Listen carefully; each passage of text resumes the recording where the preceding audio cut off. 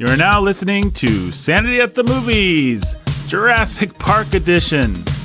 Dr. Ben and my dear Dr. Jake, welcome to the Jurassic Park podcast. Is that a microphone? Dude, what is this place? How did you do this? You did it, you crazy There's foam on the walls. son of a biscuit. to dampen the sound. You did it. We're going to make a little bit of money on this place. People are generous with our end-of-year fundraiser. We spared many expenses. We certainly did. He said, looking at all the egg crate on the wall. Hey, folks. My name is Nathan. I am your humble and obedient host of Sanity at the Movies. Today we are talking about Jurassic Park, 1993's blockbuster summer event film, arguably the biggest, greatest blockbuster of them all. I mean, I'm not really sure that Avengers Endgame or, I mean, you could maybe put Titanic in terms of things that just felt seismic and game-changing and awesome. I'm just not sure maybe that there's been anything. Maybe that's hyperbole, but I'm having trouble thinking. Short of Jaws and Star Wars, I think Jurassic Park is the other one that's been just like that. I mean, Avengers was seismic because we'd all kept up with it for 10 years. And now we have to go see the finale. But in that sense, it wasn't different in kind than like a TV show finale that everybody's been watching or something like that. It was culturally, it felt significant, but it wasn't like this changed special effects or I'm seeing something that I've never seen before. It was just like, that was a good Avengers movie, I guess. Mm-hmm. But I think the only comparable thing in the last 10 years is going to be Top Gun Maverick. So Probably. yeah, well, that's true. That's true. Me and Ben have our tickets.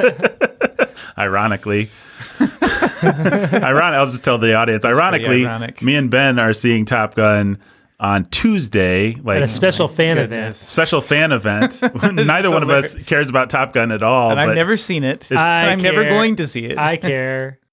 Jake is like, he loves three things. He loves his wife, he loves America, he loves Top Gun, in that order. And Sorry, kids. yeah. Sorry. And then we could start ranking the kids, but I didn't want to because I don't know which one's number 4. But yeah, Jake's got other commitments. Actually, he's to be quite generous to Jake. He's got kid commitments that day. Kid commitments. Ben wanted me to make that portmanteau. He was signaling for me More to do like it. a portmanteau. That was hilarious and deserves all the laughter you're giving it. No, it doesn't, Jake. It deserves more. Luckily, our audience is still laughing, and we'll wait. This is always my favorite bit, where I pretend like the audience is laughing, and I have to wait for them. Also waiting for Jake's microphone to stop doing the weird thing. All right. So, Jurassic Park, seismic. Is that what we were Seismic. saying? Yeah. Yep. It caused ripples in the film industry, much like a T-Rex approaching a car with a little glass of water. Those kinds of... Hey, Mr. T-Rex, what are you going to do with that glass of water? Sorry. Waiting again. Chaos theory, Yeah. Ben. Chaos theory. I didn't think he would do that, but I was wrong. Podcast. Still waiting for people to stop laughing. When Dr. Ian Malcolm wants to show you chaos theory, don't let him. It'll be kind of weird and touchy. Mm-hmm. Yeah. Yeah. That's good advice. Arguably, would we count that as sexual assault now in today's lame, unwanted sexual advances? No, Yeah. it was wanted. Yeah, well, that always makes the difference, doesn't it? All right.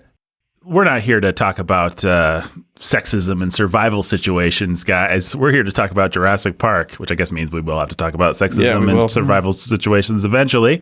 This movie is a pretty fascinating icon of...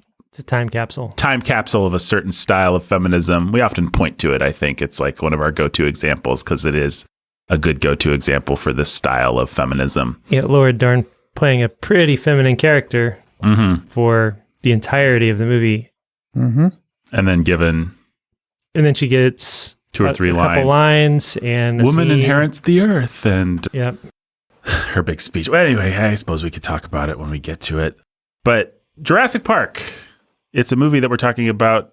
And let me introduce us. I am Nathan. I'm your humble and obedient host. That is Ben. He's the pastor who's he's the preacher who's a teacher of cinema. That's right. And Hello. Ben, why don't you do your regular job and introduce the other guy? I will. It's Jake Menzel. He's the pastor who's a master of cinema.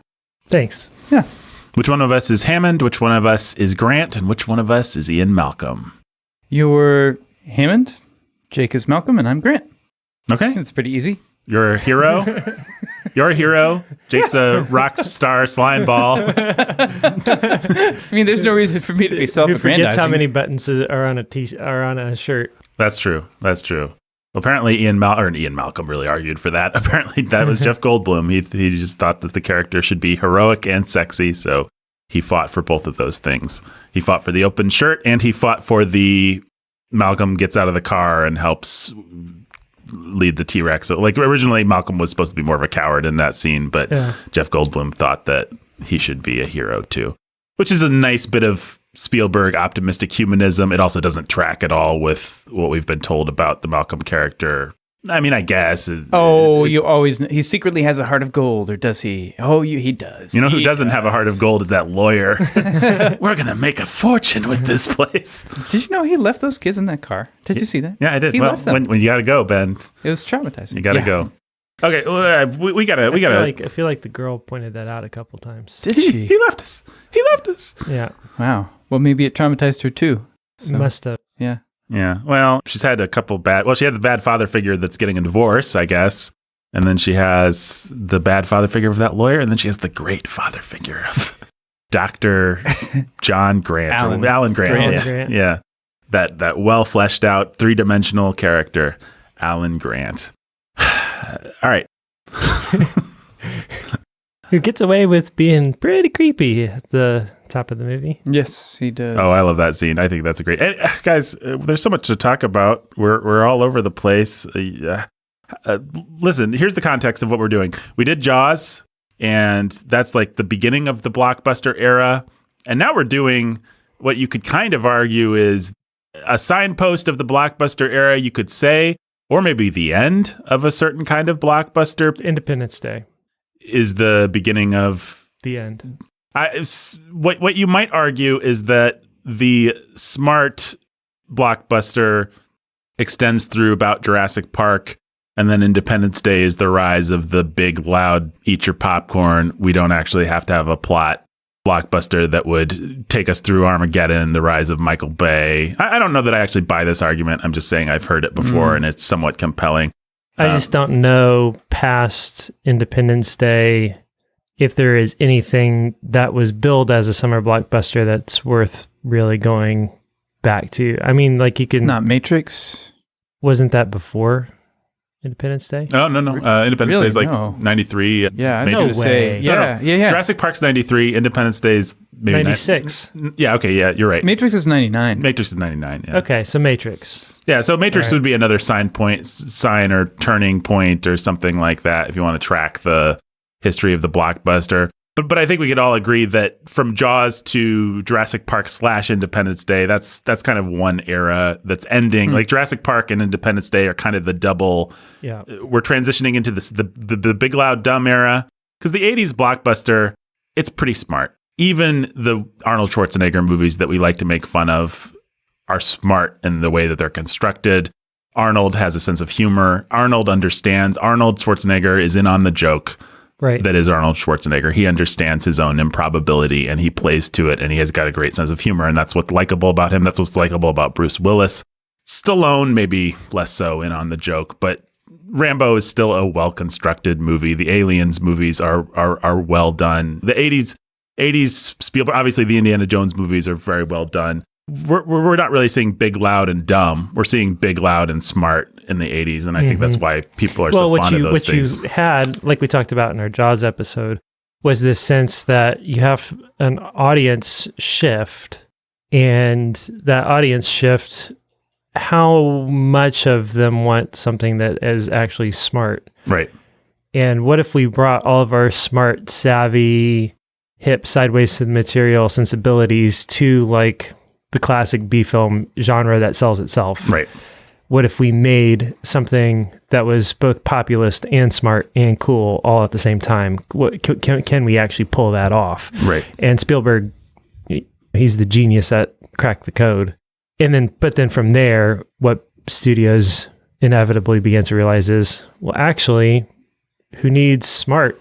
Right. Well, what you need is spectacle that you can sell an opening weekend. Use the Jaws formula, which is blast people on TV, make them think that this is the must-see event of the summer based on advertising, and get them in the theater, get a huge opening weekend. Have the idea that sells itself. Right. Have the special effects, pour money into special effects, and then don't spend time on your script, don't spend time on your plot, don't spend time on dialogue.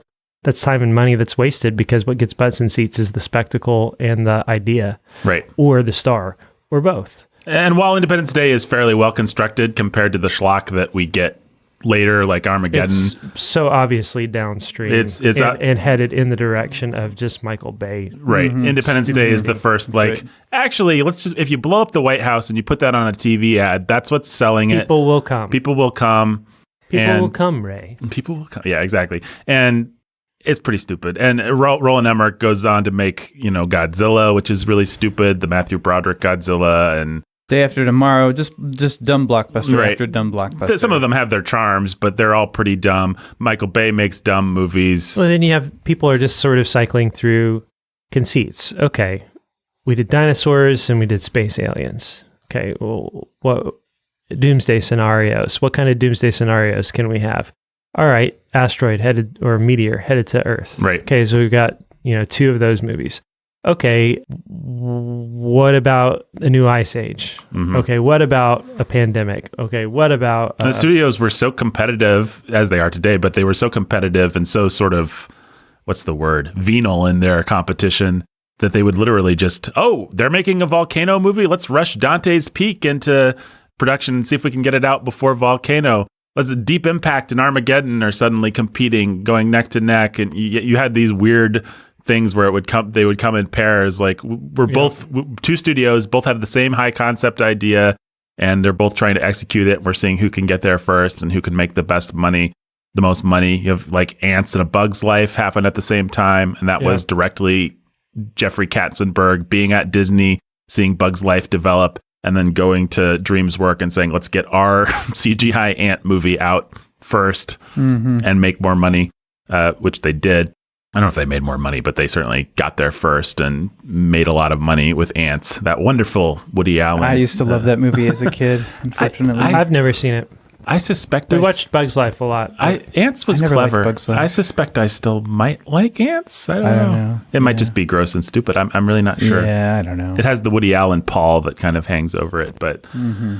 In any case, I would say from Jaws to about Jurassic Park and Independence Day is the heyday of the, like Jake was saying, the blockbuster that is geared towards kids, but also has to play for an adult audience, for a family audience. There has to be sometimes it's pretty gross. It's like, we got to have something for daddy here too. We got to have some sex stuff or something. But so I'm just looking up a list of the biggest summer blockbusters, but 96, Independence Day, 97 is Men in Black. Mm-hmm. Men in Black is still a relatively smart. Yeah, smarter than Independence It's not Day. that there's not going to be exceptions to this rule. I mean, I was about to look up the same thing, and Men in Black was in the back of my mind too.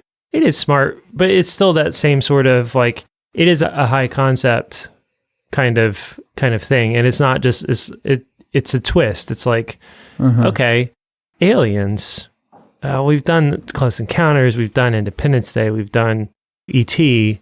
What about if they're among us? And what about if there's a secret agent? What if we play with the conspiracy theory idea? What if we play with we throw a little bit of James Bond into and then we go megawatt star power. Like, it just had a lot going for it. It's worth doing. Yeah, I mean, I love Men in Black. It's not that there's not smart movies made after 96. I mean, The Matrix is a smart movie. Yeah. But I guess what it is I don't think in the 80s they were as prone to say, well, you don't have a screenplay, but you do have a concept. And so here's $1 billion, Michael Bay.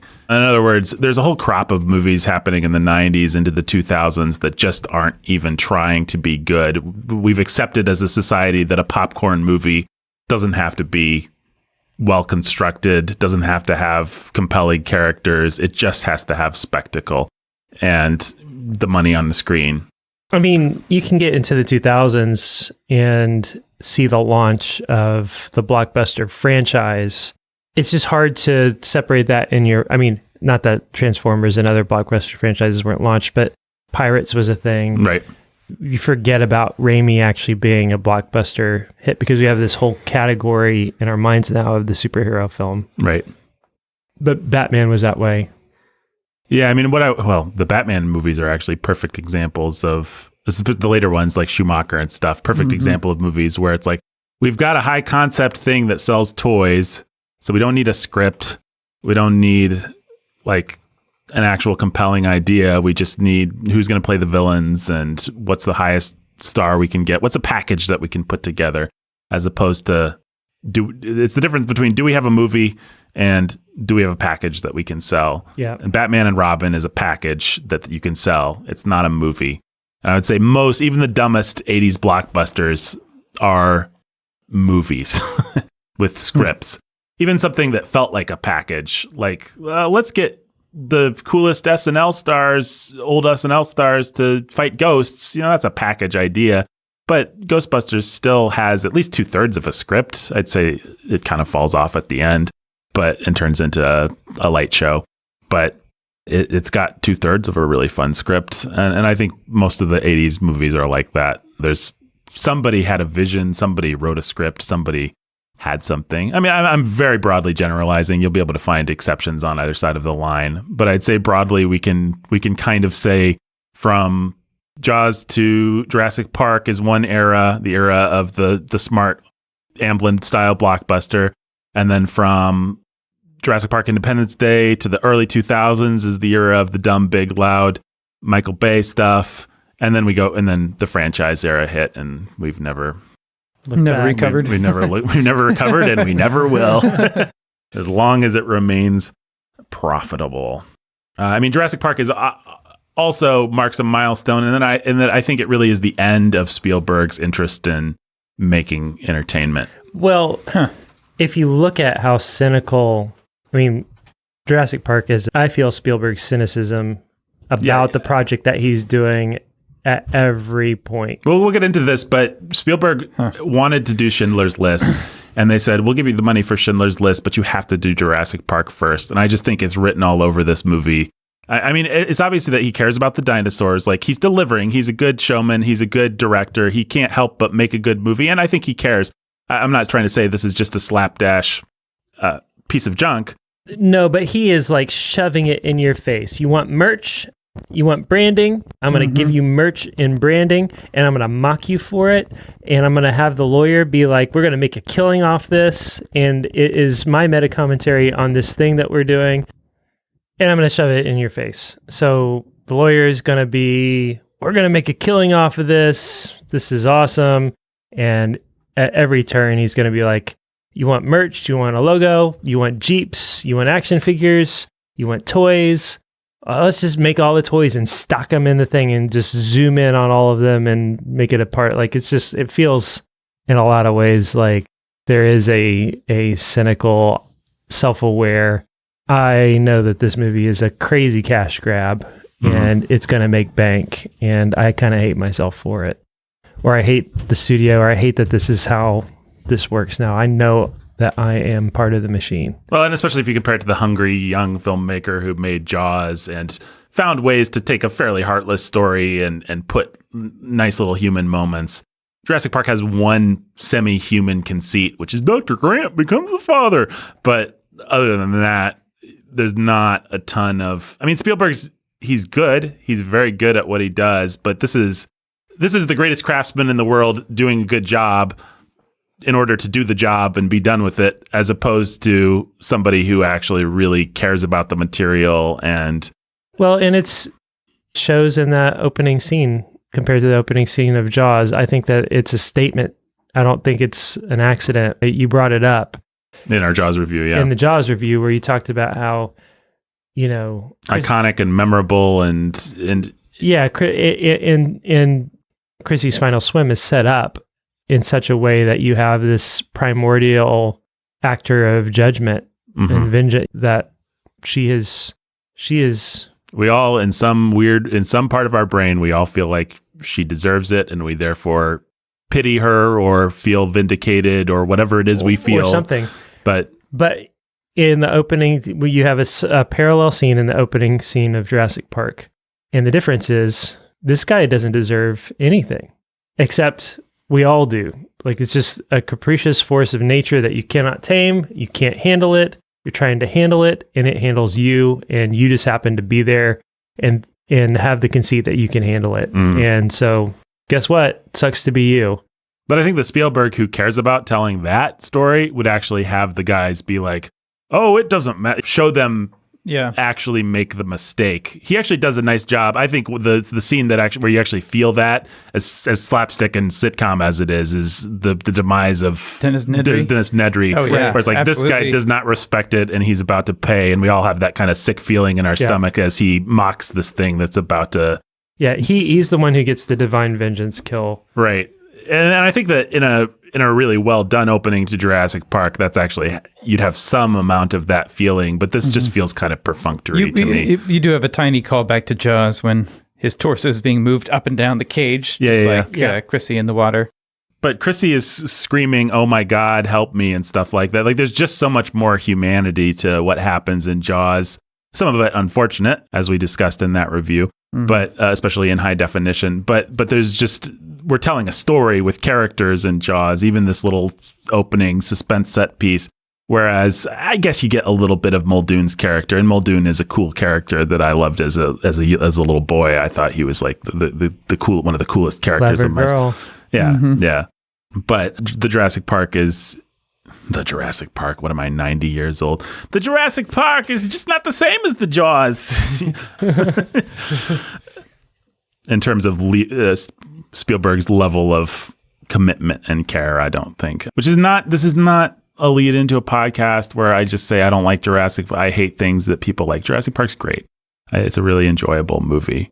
But I don't think it's on the level of filmmaking that Jaws or Raiders or some of the other pop Spielberg or even some of the later serious Spielberg stuff is on. I mean, Jurassic Park is a relatively silly movie in terms of its character. I don't know. We could talk about it. Can we do some context, though? Yeah. All right. Let's talk about Michael Crichton. I'm interested to hear what you guys' experience with Michael Crichton is, because he's one of those guys with Grisham, Clancy, King, and maybe a handful of others. He was just omnipresent. I mean, maybe not a handful of others. Maybe Danielle Steele in the romance genre, but none of us cared about that. Right. Those were the guys, and they were just in supermarkets, at Kroger, at Albertsons, whatever your supermarket chain is. You'd see these books, and you were aware of the titles. You talked about the conceits on the playground. Everybody knew that it was about a killer clown. Everybody knew Jurassic Park was about genetic dinosaurs. Everybody, maybe Grisham kids didn't talk about as much because lawyer stuff just doesn't translate into a playground conversation. But I think even Clancy, like, I read all those things, and I don't know that I could name any of them that I particularly love, but they were just there. It was like what you read back then. In the, I guess, early 90s is what we're talking about, late 80s, early 90s. So Crichton's really an interesting... Even into the late 90s. Yeah.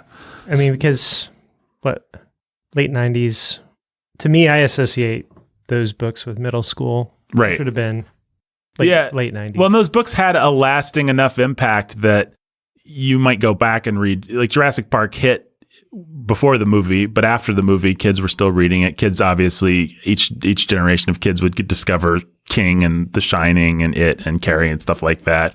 But with Clancy too, Clear and Present Danger, Patriot Games, Hunt for Red October, stuff like that was just, and it really is middle school kids. Even with Clancy, as complex and geopolitical as he is, it's like, I think when I read those books, and I assume probably when you read The Firm or whatever you read by Grisham.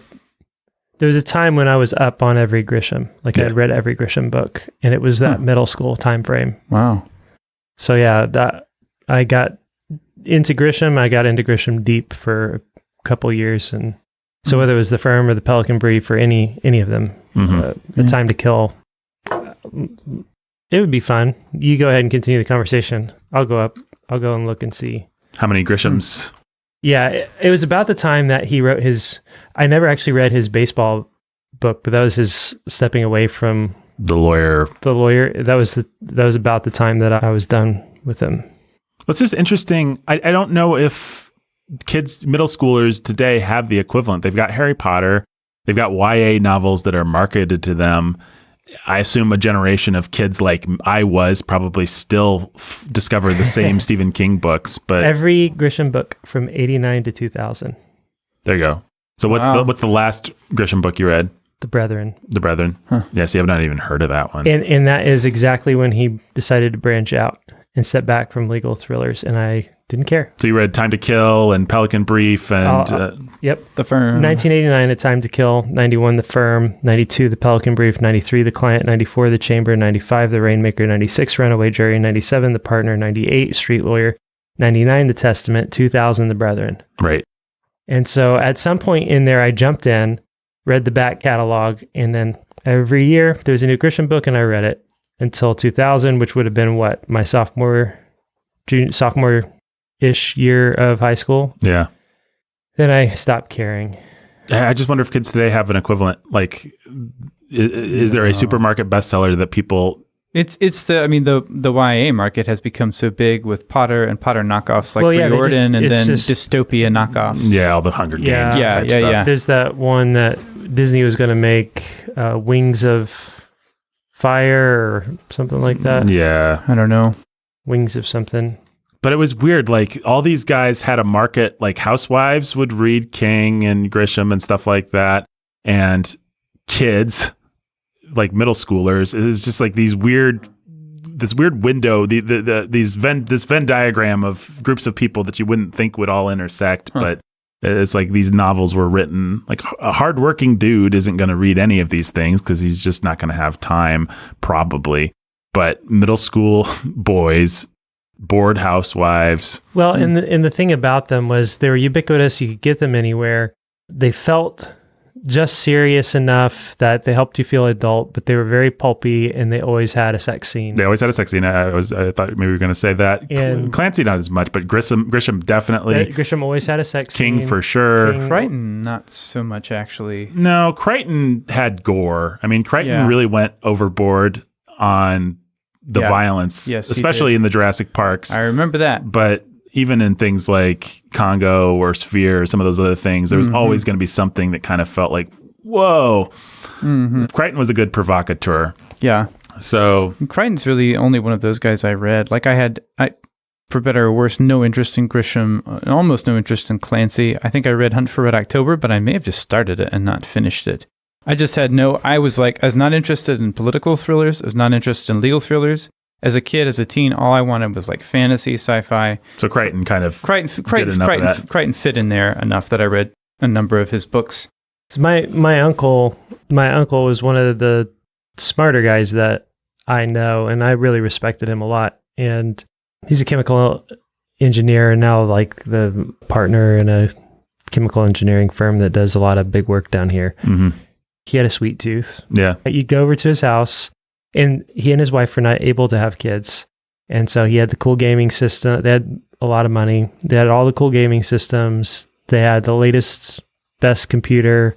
And he had bookshelves of these kinds of books. All of these books. Robert Ludlum, The Born Guy, and all of it. James Clavell. Yeah, and my dad read that kind of stuff too, but I never all of it. And so the spy stuff. And he would just sort of like low-key introduce me to stuff, and I would either like it or I wouldn't. And then that would just go on a little kick, and I would just be able to take what I wanted off his shelf and read it. The thing that's maybe important to say is we didn't have good TV back then. It's not really so much a sweet tooth, I think, as like a savory tooth. Like, what is adult entertainment? They're making movies like Independence Day, which you don't care about if you're an older dude that much.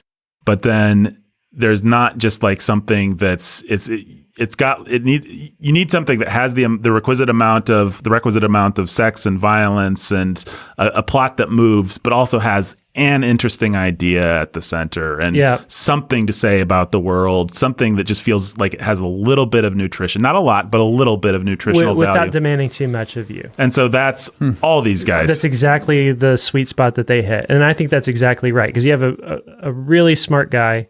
And he loved his high concept sci-fi too. He loved Asimov, right? Still does. Yeah, still will just go on riffs about Asimov and how brilliant he is, and any number of other high concept sci-fi writers that I could never get into because I found them boring. Right. But for him, he loved that sort of thing. But yeah, I think that's exactly right. I think that's they didn't watch TV, right? Like. I think for a lot of those people, things like Breaking Bad have taken the place, or Sopranos, the HBO classic lineup that everybody knows is kind of like, here's the sexually debauched, violent, but also with a plot that adults can be engaged by. It's not just, oh no, we have to stop the computer timeout from happening before the aliens. Whatever. It's like, there's something here that we can talk about, that we can think about.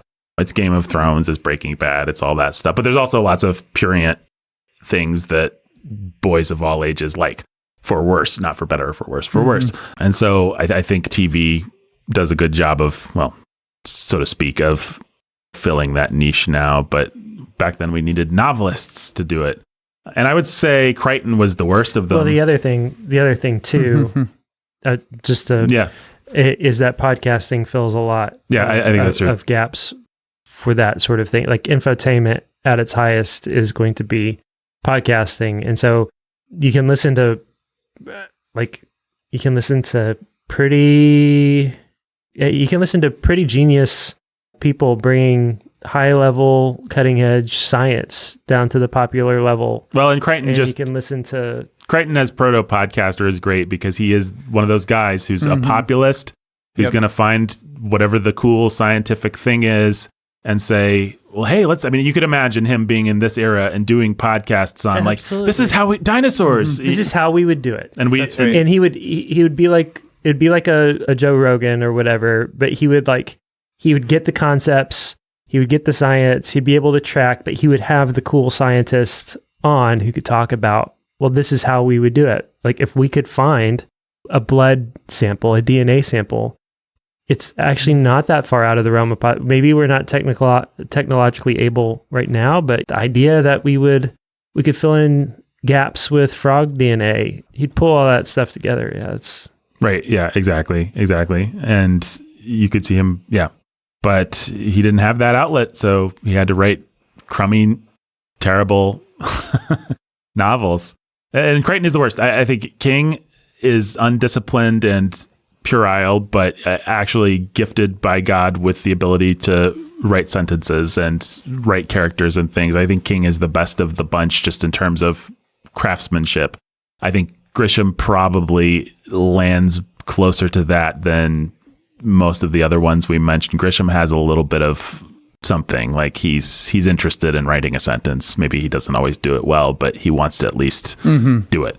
Clancy was just okay. Clancy is really just interested in... Clancy's like Crichton, if Crichton were interested in the socio-political world and military technology. Yeah, I think. And who's the other one that we mentioned? Was there another one? Ludlum? Ludlum's just proto-Clancy. I mean, he was just doing Clancy before Clancy. But Ludlum's, isn't he like a pretentious writer? Yeah, he's pretty pretentious, I think. I don't know. I could never get into him. The original Bourne novel is so boring if you try and read it. But yeah, Crichton and Clancy are similar in that it doesn't feel like either one of them actually cares that much about writing. What they care about is like Clancy was interviewed by the CIA after Hunt for Red October because they were like, whoa, how did you predict like everything that... I just went and talked to people and figured things out. Oh, well, we thought that you were a spy or something. Like they were concerned at how right he got it. And I think that's what fascinated Clancy, and he could care less about the psychological struggles of Jack Ryan or something. It's one of those reasons why I think the Krasinski Jack Ryan and a lot of the later attempts to do Jack Ryan have failed, because Jack Ryan's not actually interesting. And Clancy was never interested in Jack Ryan. He was interested in, well, what would happen if X?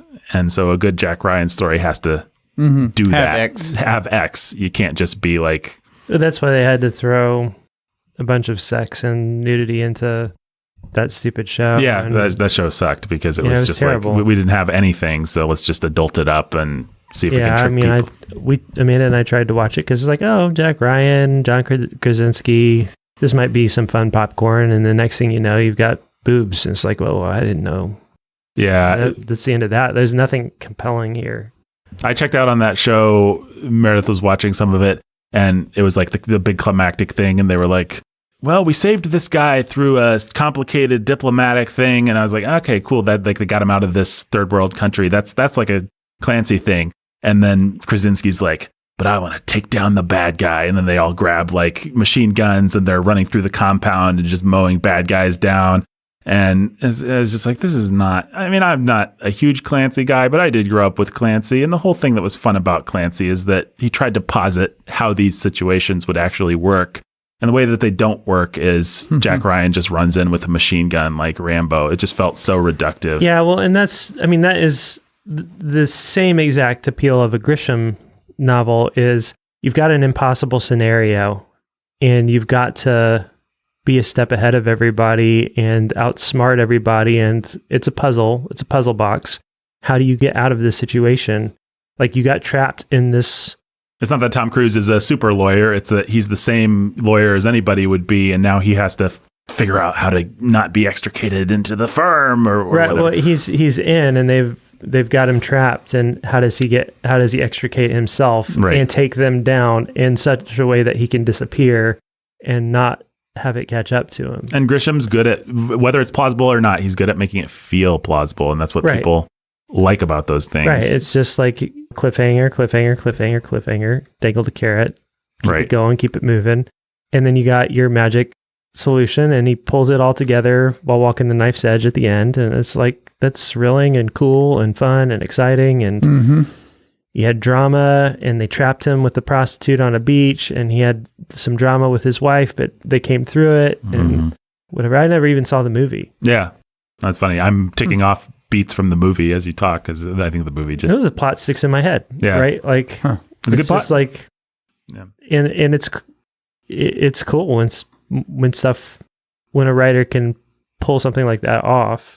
Oh, and every one of these guys is good at the opening chapters, like a mysterious man was doing something mysterious. And then the end of chapter 3 is like, Jack Ryan was happy, but something terrible was about to happen, and you better turn the page. I mean, they're just, you can see the mechanics of it, and yet it works. Absolutely. You don't care. You want to find out. These guys all make 40 promises at the beginning, like read to the end of this book and you'll see this, and you'll find out how he gets out of this. And well, that's why I never actually went to Stephen King, because I did try to graduate with R.L. Stein. Like into his Fear Street. And, yeah. Fear Street. Yeah. So I moved up from Goosebumps to Fear Street, and he did the same sort of thing. But the more graduated it got, the more it was just like 10 times the blood and now sexual content. And it was just like, it was so compelling from just like the carrot dangling and the plot bait. And it just made you feel gross and drug you through so much grossness that I was just like, if this is what the horror genre turns into as you mature, then Stephen King is like, I don't want any part of that. Right. And I just never bothered trying. If you had, what you would have found is that Stephen King was very good at doing exactly that, both in terms of the mechanics of the suspense and in terms of the showing all kinds of gruesome and terrible things, but doing it so artfully and casually that it felt sort of like it was just happening organically. Like, I'm just happy to be telling a story that has a giant carrot dangling, and I don't want to show you this gruesome thing, but it's what happened. The clown and ripped off the kid's arm, and what am I going to do? Fear Street was never like that. Yeah. Fear Street was just like, isn't it cool that blood's dripping down the walls and the... Yeah. But it's just like, no, it's not. It makes my stomach churn, actually. Sorry. I just didn't sign. It's like the Michael Bay of kids horror. Kids horror is like, okay. Like, Yeah, I never too much. could. I never could even get into horror at all. Crichton, like Jurassic Park was the closest I got. Yeah, which is it was an incredibly gory book with Yeah, these it was long really descriptions gory. of people Yeah, being yeah, eaten yeah, and yeah, stuff. yeah. The book Crichton. Well, let's talk about him. So I've only read one Crichton. timeline. I think you told me Yeah, this I did before. tell you that. So it was given by that same uncle. So he had introduced me to each of the. I never read a Clancy because I got sucked into Grisham, and I love that, and I love that world. And he'd given me Asimov way too early, and sort of spoiled sci-fi. So he came back around like at some point in high school, and gave me Timeline, and I liked that book, and I thought it was cool, but not cool enough that I wanted to go read more Crichton. I hated Timeline, but I could see how. By that time, I knew Crichton well enough that I could see all of his tricks and. Oh yeah. Yeah, I was in like some of it was like I was in AP physics or something like that at the time, and we were talking about things like quantum foam, and I felt much more in tune with the science of it. Was sort of, I don't know. Well, given who Crichton was, it's fascinating because, well, just to tell his story very quickly. So he went to Harvard. He studied English before switching to anthropology. He graduated summa cum laude in 1964. And then in 65, he attended Harvard Medical School, earned a medical degree in 69, but loved to write. Did not want to be a doctor, did not want to be a Harvard man, wanted to be a writer. This is what he said over and over and over again in these interviews that I found. And I just found that fascinating because his writing stinks.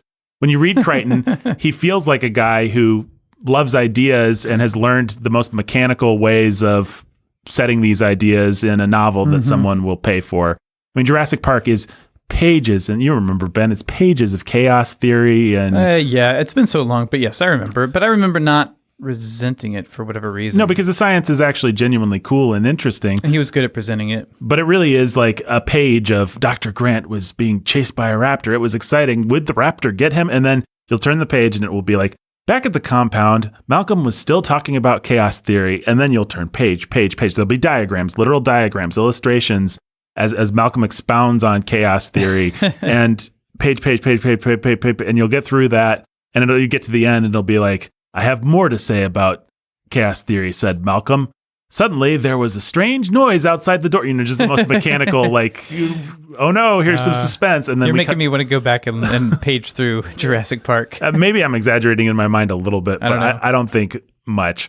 Anyway, Crichton always wants to be a writer. He writes pot boilers, like bad pot boilers, under a pseudonym. And then in 68, he publishes Andromeda Strain, and the rest is history. He becomes the high concept science techno thriller guy.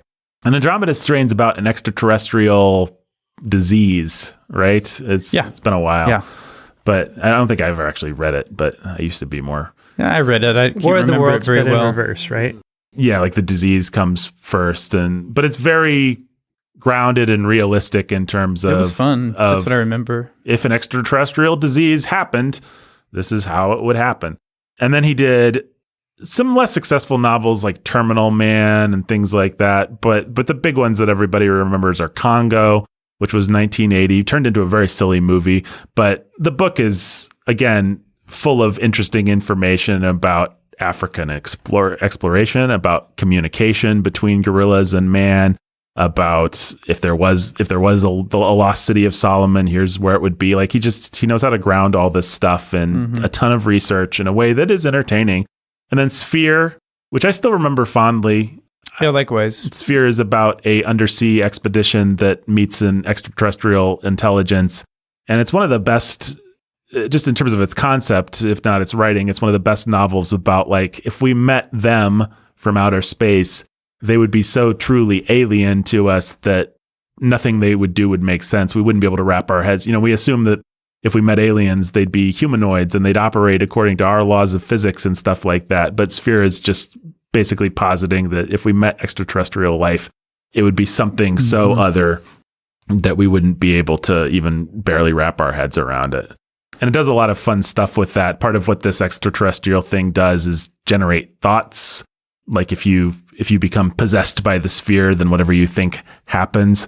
And so some guy's worrying about a giant squid attack, like the one from 2000 Leagues Under the Sea, and then a giant squid attacks the... But you've given away the whole twist now. Yeah. Right. Spoiler alert. Yeah, spoiler alert for a novel from 1987. It was really fun. Yeah, I don't know that I'd actually recommend anyone read it or not, but...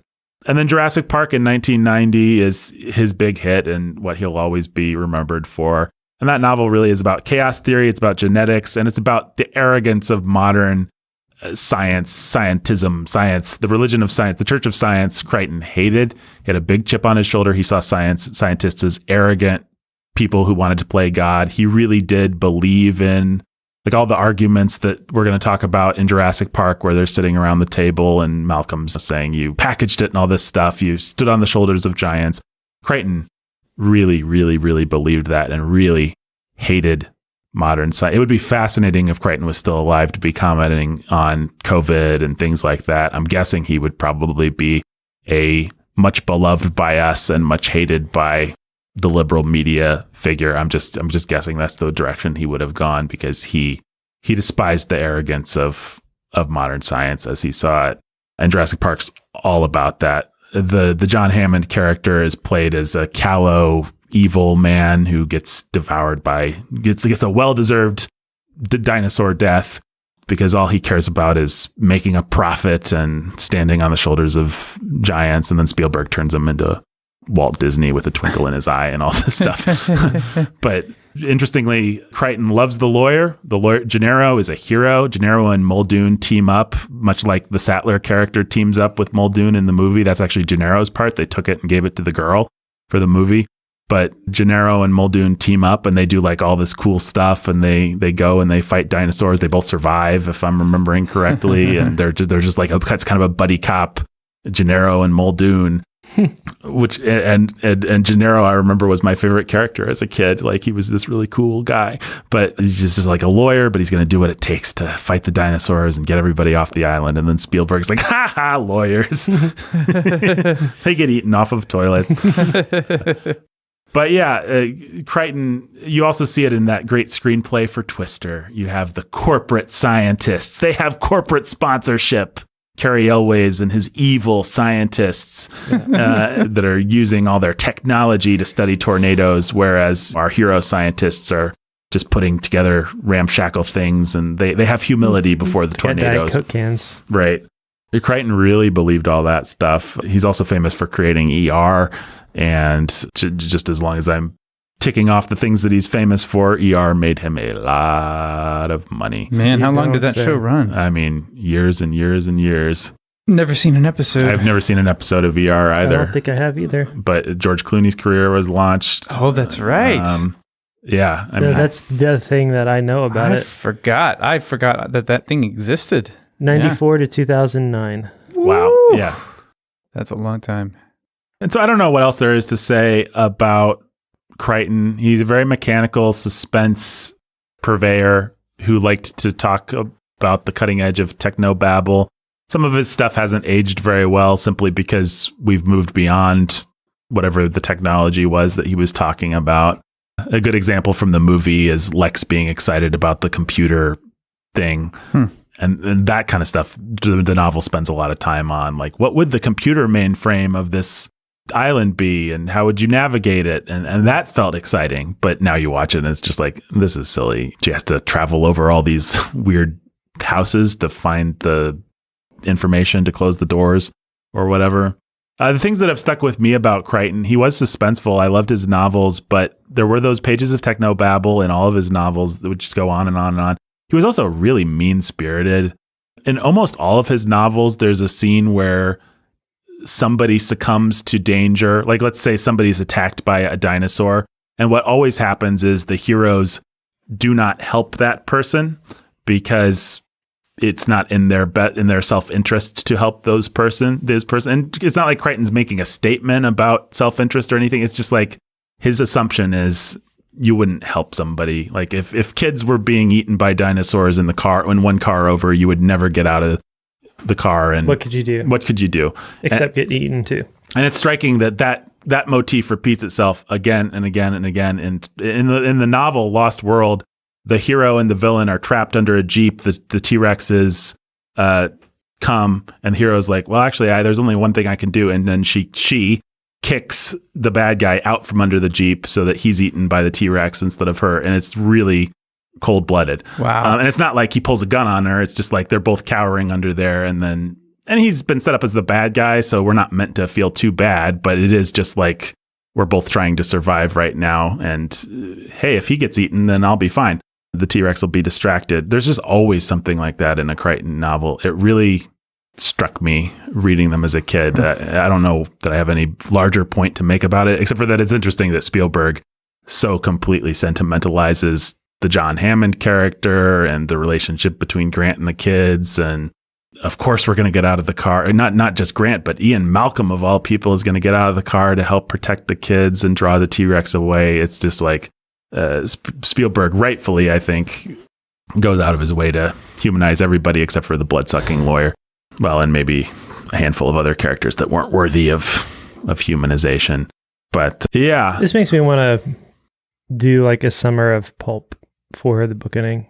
It would be fun to go back to some of these things. Do a Grisham, do a Clancy, do a Crichton. Yeah. And just, it would be fun to go back. It'd be fun to see what holds up, what doesn't. 6, 7 years into the book, 8 years into the bookending, having a bunch of classic literature under our belt, going back to some of the pulp stuff we fed on when we were kids. Mm-hmm. The interesting thing is a lot of these novels haven't really held up in the popular imagination, but they had movies. Like, I think people obviously are always going to remember Jurassic Park because of the movie. Yeah. Arguably, people will always remember The Firm because Tom Cruise helped launch his career with that. I don't know how much people still read it, but they certainly are still aware of it as a thing. Yeah. Because there was a popular movie. Same thing with a lot of this stuff. So, yeah, I mean, I guess as I talk about it, I do have a certain nostalgia for all this stuff. I mean, it was a kind of a big part of my middle school. Sounds like it was for all of us, just in terms of at least the things that you saw around, like, oh, some kids got a Crichton novel or a Grisham or a King or whatever. And I went to a Christian school. I mean, all this stuff was verboten in some level, but it didn't matter. Middle schoolers are going to watch and read what middle schoolers are going to watch and read. Maybe that's why it's part of why I have the nostalgia, because some of this is like you got to get the flashlight out and read it after when your parents think certainly King was a little bit like that for lots of people. So that's Michael Crichton. Anything else to say about the book or you guys' experience of Crichton or pop literature of the 90s? Oh, I mentioned this to you the other day, but I have a monograph on sovereignty and responsibility, like Christian Calvinist a theological book by a former professor of mine from long ago. But he uses Jurassic Park and The Lost World, especially the novels, I think, but maybe the movies a little bit, to talk about this Crichton's interest in portraying this stuff, like the chaos theory versus control. Well, that ties into a theological discussion about sovereignty and responsibility, and he pulls a ton from those books. I think it's there. I haven't read the monograph, but I think Crichton would be very pleased and would feel like he had been well understood. It's not a gospel coalition. I'm looking to find some Christian theme that isn't there. I think Crichton was interested in that stuff. He certainly not as a Christian, but as someone interested in man playing God. Right. Yeah. As a pop philosopher, pop psychologist, not psychologist, but whatever you want to say, as a pop ideas guy, kind of, what's that black guy that he's kind of out of vogue now, but the stars, we're all made of stardust. Neil deGrasse. Yeah. It's kind of the Neil deGrasse Tyson of his time. Crichton was just interested in all that kind of stuff. And Jurassic Park plays with that stuff. It's not a good book, but it does play with that stuff interestingly. And it's interesting to see the degree to which Spielberg is interested and not interested in engaging with those things. I think the dinner conversation is one of the better scenes in the movie. It's also somewhat perfunctory given how much Crichton actually... I don't know. We can talk about the movie. Let me talk very briefly about where Spielberg was at. As I said, he is trying to get into being an adult filmmaker very consciously at this time. He was the king of You might want to phrase that differently. Yeah, he's trying to get into pornography. No, he wants to make movies for adults. He has been pigeonholed, he feels, as a kid's guy. He is the king of pop. I guess Michael Jackson was the king of pop, but he's the king of pop entertainment. And he really is struggling to be taken seriously as an artist. And he's kind of failing because Color Purple came out. was a big hit. People loved Color Purple, but the critics hated it, and rightfully so. The Color Purple is cheesy and does not work, and it's got this corny musical score. And I don't know, did you guys ever have to watch Never seen it. The Color Purple? Well, there's a reason you haven't seen it. I mean, you have seen Schindler's List because it works, because everybody, that was a big deal. Color Purple's like a young populist filmmaker trying to make a serious statement and kind of failing, and trying to make a serious statement about race and about women and not really understanding either one very well. Spielberg's always been uncomfortable with sex, even in his movies for adults. And he's not our premier maker of movies about race either, I wouldn't say, unless it's the Jewish experience, which he can talk about, because I'm not saying you have to be the thing to make the thing. I'm just saying Spielberg's never been and then he does Empire of Dreams, which I've weirdly never seen. Yeah, Empire of the Sun. Empire of the Sun, sorry. I've seen Empire of the Sun. I saw it as a kid, and it was sort of traumatic because it captures, like, well, this young boy was torn away from his family and put into a living hell with other wartime survivors, prisoners of war. Yeah. And had to survive. And I don't think it's actually a terribly brutal film, but I was a little kid, really little when I saw that. You're kind of processing it on the Fievel Mouskowitz. No, absolutely. Yeah. And it was very effective. I would bet it's a decent movie. One of Christian Bale's, his introduction, right? Yeah, I think it's Christian Bale's introduction. And introducing Christian Bale, one of those. Yeah. But that one wasn't a big success. And Spielberg has been sitting on the rights to Schindler's List, the novel, since the 80s and wanting to do it, but knowing himself well enough to know I'm not quite mature enough to do this yet. And I don't know that I'm ready to wrestle with my own Jewish heritage. Like he says, he wasn't going to synagogue at the time. He does now, but that was all something that had to come to a head with the making of Schindler's List. Meanwhile, he's going through the 80s. I mean, he's making these adult entertainments. Is that a phrase I can use? Sure. You know what I mean, listener. They're not that successful critically or whatever, but he's doing E.T., he's doing the Indiana Jones trilogy. He's just having hit after hit after hit. He's keeps making the movie that's made the most money up to that time. First it was Jaws, and then it was E.T., and maybe Raiders was in there for a minute and a half, going neck and neck with George and Star Wars, of course. But he finally feels like, I'm going to pull the trigger on Schindler's List in the 90s. He's actually tried to give it to other filmmakers because he just doesn't feel confident about doing it. He gives it to Scorsese, I think, for a while. But then he's like, I want to do it. So he trades Scorsese Cape Fear for Schindler's List, which was a bad trade for Scorsese because nobody remembers or cares about Cape Fear. But Spielberg got Schindler's List. He goes to Universal. He says, I want to make that. And they said, sure, we'll give you the money to make Schindler's List finally. But there's this giant bidding war over this popular novel that really feels like it was written for you, and you're the only guy on the planet. Like, everybody's already assuming, Stephen, that you're going to make this movie. This novel is just made for you. So we'll let you make Schindler's List if you do this first. And it results in Spielberg working the hardest year of his life and then reaping the greatest rewards probably of his life. Because he works through 92 and like, it's brutal. He shoots the footage for Jurassic Park, and then they're working on special effects. He goes to Poland or wherever it is filming Schindler's List, and he has to like stop filming Schindler's List. He gets done with a day of Schindler's List, and then he goes and has to watch special effects tests for a T-Rex.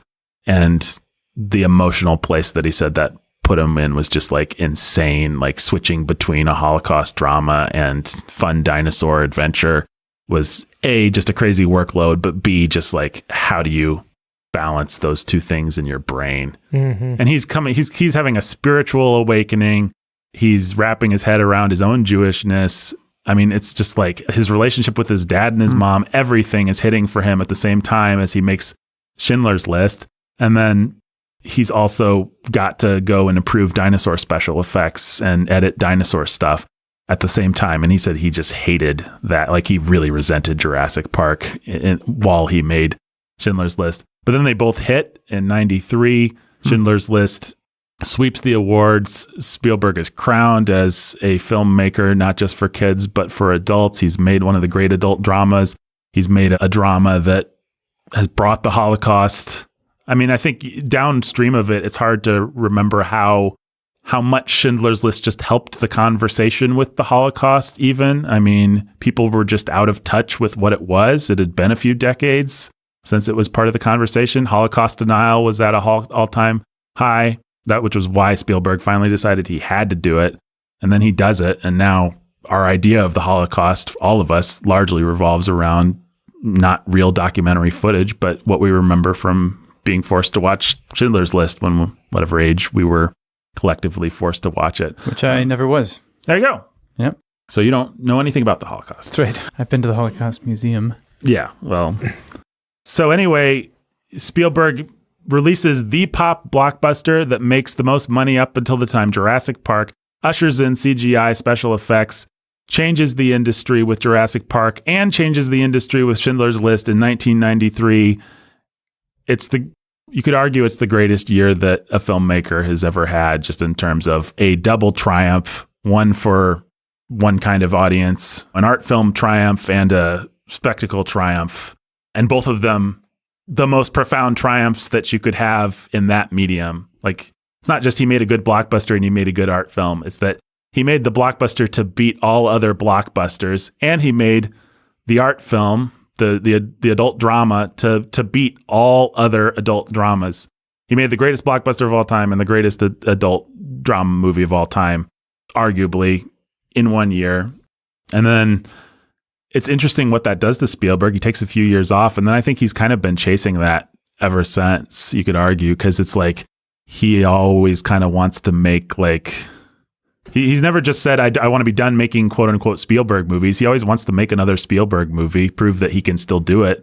But then he's more interested in making American adult dad movies with Tom Hanks.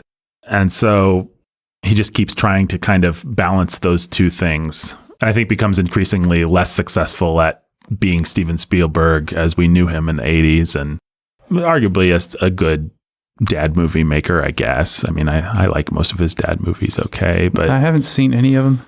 I really liked Lincoln. I thought Bridge of Spies was kind of boring. I mean, they're all good. He's a talented guy. I'm just going to go out War on Horse, Nathan? Never saw War Horse. Okay. Refused. I mean, I don't care about horses. It's like those Planet of the Apes movies. If a movie stars an animal, it doesn't matter who made it or for what purpose, with what screenplay. I'm out. Don't want an animal as my hero unless they can talk. I mean, I'll watch Mr. Ed movie. I'll watch Mr. Ed, sure, all day. All day. Planet of the Apes, they talk, man. Yeah, you brought it up. I don't know. Planet of the Apes is like they used to be apes, though. It's like I just can't go there. It's like the talking cars and cars. There's certain conceits that I just reject. One small other bit of context, which is the special effects of Jurassic Park, are worth talking about very briefly. Spielberg doesn't know how he's going to do it. Kathleen Kennedy is his right-hand woman at the time. She's his producer. He says, go figure this out for me, Kathleen. So she talks to all the best theme park people, all the best animatronics people, all the best robot people of the time, trying to figure out how are we going to do actual lifelike dinosaurs. We have a Steven Spielberg budget. We can finally do dinosaurs. No one's ever really been able. All the dinosaurs that we grew up with were Ray Harryhausen, little animatronic claymation type stuff. But we don't want that. We want these dinosaurs to feel real. So they go to Stan Winston, the model maker, who's responsible for things like the Terminator movies and Aliens, the Alien Queen that Ripley fights with her power loader, and that wonderful scene from Aliens. The Thing, The Predator, but responsible for a lot of those 80s classics. And he begins to build giant hydraulic dinosaur robots. And that's a lot of what you're seeing in this movie is robots. There's very little CGI in this movie, actually. But we still need dinosaurs that can run, and dinosaur robots, giant hydraulic dinosaur robots, like you build the set around them. And then if you need them to travel somewhere else, you tear that set down, build another one. It's like the T-Rex isn't moving. He's a giant hydraulic robot, but we'll build a compound around him. And then when he's going to go somewhere else, we'll build something else. So we need dinosaurs that can run, that can move, that can be full body shots. And so we get Phil Tippett, who is the premier stop motion animator of the time. One of the first big things he did was the chess game and New Hope, the little, let the wiki win, that scene. He's also famous for the ATT walkers, for a lot of the animation and things like RoboCop. I think the ATT walkers are some of his best work because... AT-AT? Yes, I'm sorry. Or ATST. It depends on which ones you want, the four-legged ones or the two-legged ones. the Hoth, the Battle of Hoth. He's responsible for the Battle of Hoth. AT-AT. He's a creator. ATST's on indoor. Yes. He's a creator of something called Go Motion, which is... Jake, stop being a nerd. I want to explain Go Motion. Go Motion. Things I learned in my 30s. That is funny. So the problem with motion stop animation, like the old Jason and the Argonauts style, is that we're taking still shots, which means it has no fluidity of motion. It doesn't have motion blur, basically. So Tippett tries to solve that, and he'll solve that by, like, when we take a photograph, we will shake the table a little bit, or we will smudge the lens. We'll do these different... move the camera. Or just move the camera to make it look like there's motion blur. And he's pretty successful with the... What are they called? The walkers on Hoth? AT-AT. AT-AT walkers. I used to know that as a kid. The AT&T I remember. walkers. But it's never quite... I mean, you do still see the model seams there a little bit, and Spielberg doesn't want that for the dinosaurs, but that's the best they've got. So Phil Tippett's made the models. He's already working. He's got his team working on it. And then Dennis Murin over at ILM is like, hey, Steven, can I show you a test? Little test of something. George told me you're working on a thing. Yeah, basically. Well, so this does go back to Lucas. Lucas has always been interested in computer animation since A New Hope. Coming off of A New Hope, George Lucas has all the money in the world. And so for Empire, they actually do a CGI X-Wing test for Empire Strikes Back. And it's actually pretty good. It proves that it's possible to do this, but it's so prohibitively expensive and complicated and still not quite there technologically that Lucas is like, all right, we can't build around CGI. But Lucas is excited about CGI. So Lucas hires a guy named Edwin Catmull from NYIT and later a guy named John Lasseter, you may have heard of. And they found the graphics group, which is part of ILM. ILM being, if anybody doesn't know, Industrial Light and Magic, the special effects house that Lucas started for Star Wars. That graphics group was later sold to who in 1986 and rebranded as what? Steve Jobs. Yep. Pixar. Yep, exactly. So George Lucas founds a little thing that becomes Pixar, sells it to Steve Jobs in 86. They start their own journey that we've talked about and will, I'm sure, talk about again, resulting in Toy Story and all that. Meanwhile, ILM continues their own new computer graphics division with a guy named Dennis Murin, and they start to really do some stuff. They do The Abyss with James Cameron with like movable water that forms itself into a face and stuff. Felt pretty cool at the time. I don't know if it holds up. They do Terminator 2, which felt awesome at the time. Probably holds up pretty well. Holds up just fine because it's a good movie. Yeah, the liquid metal man. Evil robot dude that's fighting Arnold Schwarzenegger just felt like the coolest bad guy. And that's 89, 91. And then in 93, Jurassic Park, and Jurassic Park is the actual, because with The Abyss, it's water. With Terminator 2, it's liquid metal. It's like, can we actually do something photorealistic that looks like a real animal? That's the thing that Jurassic Park establishes. And of course, the rest is history. And the story, the famous anecdote is that Phil Tippett, the stop motion guy, is working to get the dinosaurs on their feet. Dennis Murin, the graphics guy, says to Steve, let me do a CGI test. So they see the test and they're just like, they all know they're seeing history be made. Like these are real dinosaurs walking around on this computer screen. That's amazing. And so Spielberg says to Tippett, hey, dude, I think you're out of a job. And Tippett says, don't you mean extinct? And that, of course, dialogue got put into the movie because it was such a good line. And so Jurassic Park but it showcases photorealistic CGI. It basically says to filmmakers, hey, you can do whatever you want. And it says to a guy named George Lucas, hey, it's time now. You can make your Star Wars sequels. Yep. You can start gearing up for those. Prequels, yeah. You can make more Star Wars. Yeah. Prequels. You could make Jake, I don't know why you're being a nerd on this podcast. We really don't need nerd energy on this podcast, all right? Bring more of your jock energy. Please. Yeah. Let me just finish injecting some testosterone, then you say whatever you want. So Jurassic Park gives us the CGI computer generated graphics.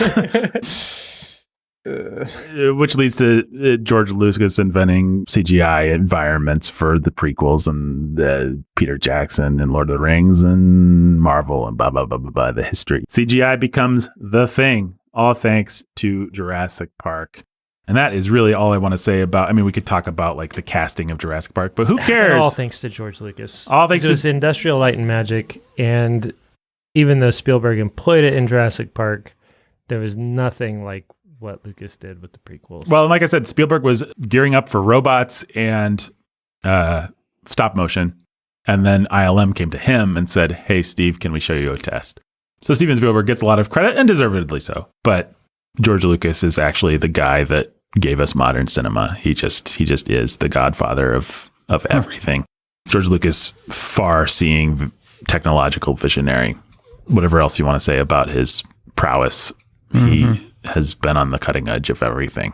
Throw some respect on his name. Well, he's been so on the cutting edge that he gets to it before it's quite ready, and then it looks a little dopey. And but he doesn't care. That's what you love about him. Right. Or what I love about him. So that is the history of Jurassic Park. Steven Spielberg cast a bunch of indie actors that were like, I think he did reach out to Harrison Ford for Alan Grant, and Ford just said, nah, I don't want to do this. So that's an interesting, different universe. But we got Laura Dern, who was coming off of David Lynch movies and things like that. And Sam Neill, who's a very respected Australian actor, but not particularly well known for anything outside of, I mean, I think most people to this day still know him for Jurassic Park primarily. Yep. Jeff Goldblum's arguably the biggest star in the cast. I mean, he was already well known as kind of a iconoclastic. He had already perfected his kind of jazzy delivery and his stuttering and his Goldblum act, although he's only leaned into the self-made mythology and caricature of it even more since then. You see interviews with him now, and he's just like full on dressed and playing the character of Jeff Goldblum. I think there might have been a little humanity left in him back in the Jurassic Park era. But he's famous for things like The Fly, and he's quite good in the Invasion of the Body Snatchers remake, which has some unfortunate sex scenes. But other than that, it's a pretty cool, scary sci-fi movie as I remember it, although I've not seen it for years and years. Yep, I've seen it. I've seen both of those movies. It's funny that I've seen The Fly, which is not the kind of thing I would watch. Yeah. But I did. It was a great movie. Can't recommend it at all. Yeah. It's really gross. Nice. If you like the horrific experience of seeing a person realistically mutate into a fly. Don't recommend it. It's the movie for you. So that brings us to actually discussing this film, Jurassic Park. How did you guys feel like it held up, and what did you think of it? Big picture. Well, after watching Jaws and thinking about Jaws, it felt more like a collection of beats than a movie proper a lot of the time. Mm-hmm. But for all that, it was still enjoyable. It was a collection of really well done beats.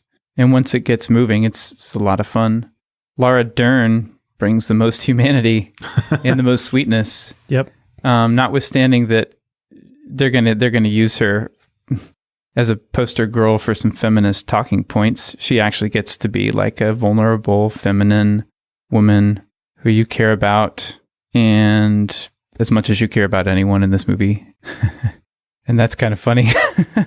I'd forgotten that I'd just forgotten how much I liked Laura Dern back in the day. I liked her in that. I liked her in the October Sky, Jake Gyllenhaal movie. She's very sweet, very feminine when she wants to be. Yeah. It's great. She's become something that's completely different than that now. So you try to import it back, and then you show up to Jurassic Park, and it's like, oh, she's actually really sweet and fresh-faced 20-something-year-old. Yeah, it's crazy. Well, the thing about Laura Dern, the irony of her brand of feminism, both then and now, is that it is so obedient. I don't know what better word to use. Like, could you name a more submissive woman than Laura Dern? She just puts herself in the hands of a filmmaker like Steven Spielberg and says, use me however you want. I will be completely vulnerable to this silly dinosaur story. And then you see her in interviews, and she's so excited about Steven did this. And, you know, it's like, could you name someone who's just more generous in a feminine way with themselves? Like, I'm just going to I'm just going to be your vessel, fill me up, tell me what you want to do. And she's always been like that. I think she's still that way. Well, she is. I just saw her in that movie about the McDonald's guy, the founder. Yeah. Where she's Michael Keaton's unloved, much put upon wife, and she plays a very sweet, submissive woman who is basically just emotionally abused by a jerk and then cast off when he finds a shinier model to be his wife. Mm-hmm. And she just and like, why would Laura Dern play this role? I don't get it. Isn't she like Admiral Holdo? Isn't that the only kind of thing that she does now? But the thing I'm saying is even Admiral Holo is like, what do you want me to be, Rian Johnson? Right. Make me your vessel for feminism and empowerment. It's just the irony of somebody like that and the weird ugliness of somebody like that and the beauty of the beautiful brokenness of somebody like that. It's weird. Is that it is all submissiveness somehow. It's use me, Marriage Story guy, use me, Spielberg, use me, David Lynch. I mean, it's very sad kind of daddy issues. I'm not saying it's like I'm not saying that this brand of submissiveness is something to aspire to. But I think it would be wrong to say that's not what it is. I think that is what it is. Markedly different than Carrie Fisher. Yeah, exactly. Carrie Fisher hates being in Star Wars, doesn't want to be there, makes sure that you know it. In the interviews, mocks the whole process of being in Hollywood. You watch Laura Dern's doing the rounds for Jurassic Park Dominion right now. You watch how excited she is to be back, to be part of it, to relive the adventure that she went through with Steven, all this stuff. It's just like she is a zealot without a cause, just looking for powerful men to tell her what the cause is. Weird. So that's what I think about Jurassic Park. Jake, what are your big thoughts on Jurassic Park? Really grateful the movie exists. It's a lot of fun. It's a lot of fun without some of the more problematic things that you get in Jaws. Yeah. Like boobs and less gory than Jaws. Jurassic Park does have its gore. Less gory. It's got its gore, but it's less gory. It has its psychological moments, I guess, but nowhere on the scale of Jaws where you're actually forced to deal with some primordial. I think because kids love dinosaurs. B, kids know dinosaurs don't actually exist. There's just Jurassic Park can just exist on a more fun level, even when it's just scary and gory. So it just is and stays more fun. It's not trying to do more than that. It is. I think it's more cynical. Mm-hmm. One of the more cynical Steven Spielberg movies that is probably just this viewing. Mm-hmm. But I just don't know that I've felt the level of cynicism. You could say maybe Close Encounters, but that was somebody who cared. Yeah, so Close Encounters is like, he's not cynical about the movie. He's very excited about making a cynical story. Exactly right. And you could say the same thing about something like E.T.? No. Yeah. You know, the one with the girl and the TV and... Poltergeist. Yeah. Thanks. Sheesh. Jake kept putting his hand out towards his laptop as if that was supposed to make us go, Poltergeist, yeah, of course. But yeah, so there's a level of sort of like self-aware, detached cynicism to it. But at the same time, I don't know, it's just a fun movie. He gets away with it because he's that good. And he's having real fun with a lot of it, just the same, and making sure it stays fun. So it doesn't feel mean, except that, like, you know, the lawyer. Well, and it's stuff that we don't care that much about. Or Dennis, who deserves it. Right. Some of that stuff, it feels like maybe his heart's not in, some of the character stuff. But when we get to the big set pieces, it's like he did care about making the ultimate T-Rex attack. Yeah. He did care about the raptors in the kitchen. Like, absolutely. Yeah, those are amazing, wonderful scenes. They really are. And then he punctuates the film with these other scenes that have as much fun and tension to them, and they don't have dinosaurs, whether it's the car coming down the tree, or the boy on the fence, or you know, there are a couple of scenes like that just, it's like, I don't need dinosaurs to keep you invested and excited about what's going on the screen, and which is also a money-saving device. But nobody's that good. You don't feel it. You feel like you get your... For a movie that actually, if you count up dinosaur screen time, it's not a ton. And it's surprisingly small scale. Well, it needs to not be a ton because the CGI really isn't there. And if it had been, like if he was as generous with dinosaur screen time as Lucas was with aliens and Gungans and whatever else, it would just look like trash. Right. But the fact that he understands when to use his robots instead of his CGI. He limits the CGI to the Brachiosaurus in the Stampede, more or less. Yeah, I mean, there's some shots, but but a lot of it's just done artfully. Like there is a lot of CGI T-Rex stuff but it's in the rain and it's in the dark and it's a little bit obscured and you can't hardly even tell. It's I'd say some of the CGI actually holds up better than shots in like the Colin Trevorrow Jurassic Park stuff where your brain is just always kind of aware, oh yeah, I'm watching CGI dinosaurs. But here a lot of the time you're just watching dinosaurs. Well, and he blends it so much with you may get like a wide shot of a CGI T-Rex in the dark and in the rain, but you're also going to get the robot smashing in the Jeep. And those are the things that that are going to live with you. And in your mind afterwards, you're going to put them all together. You're going to have a composite that feels more real.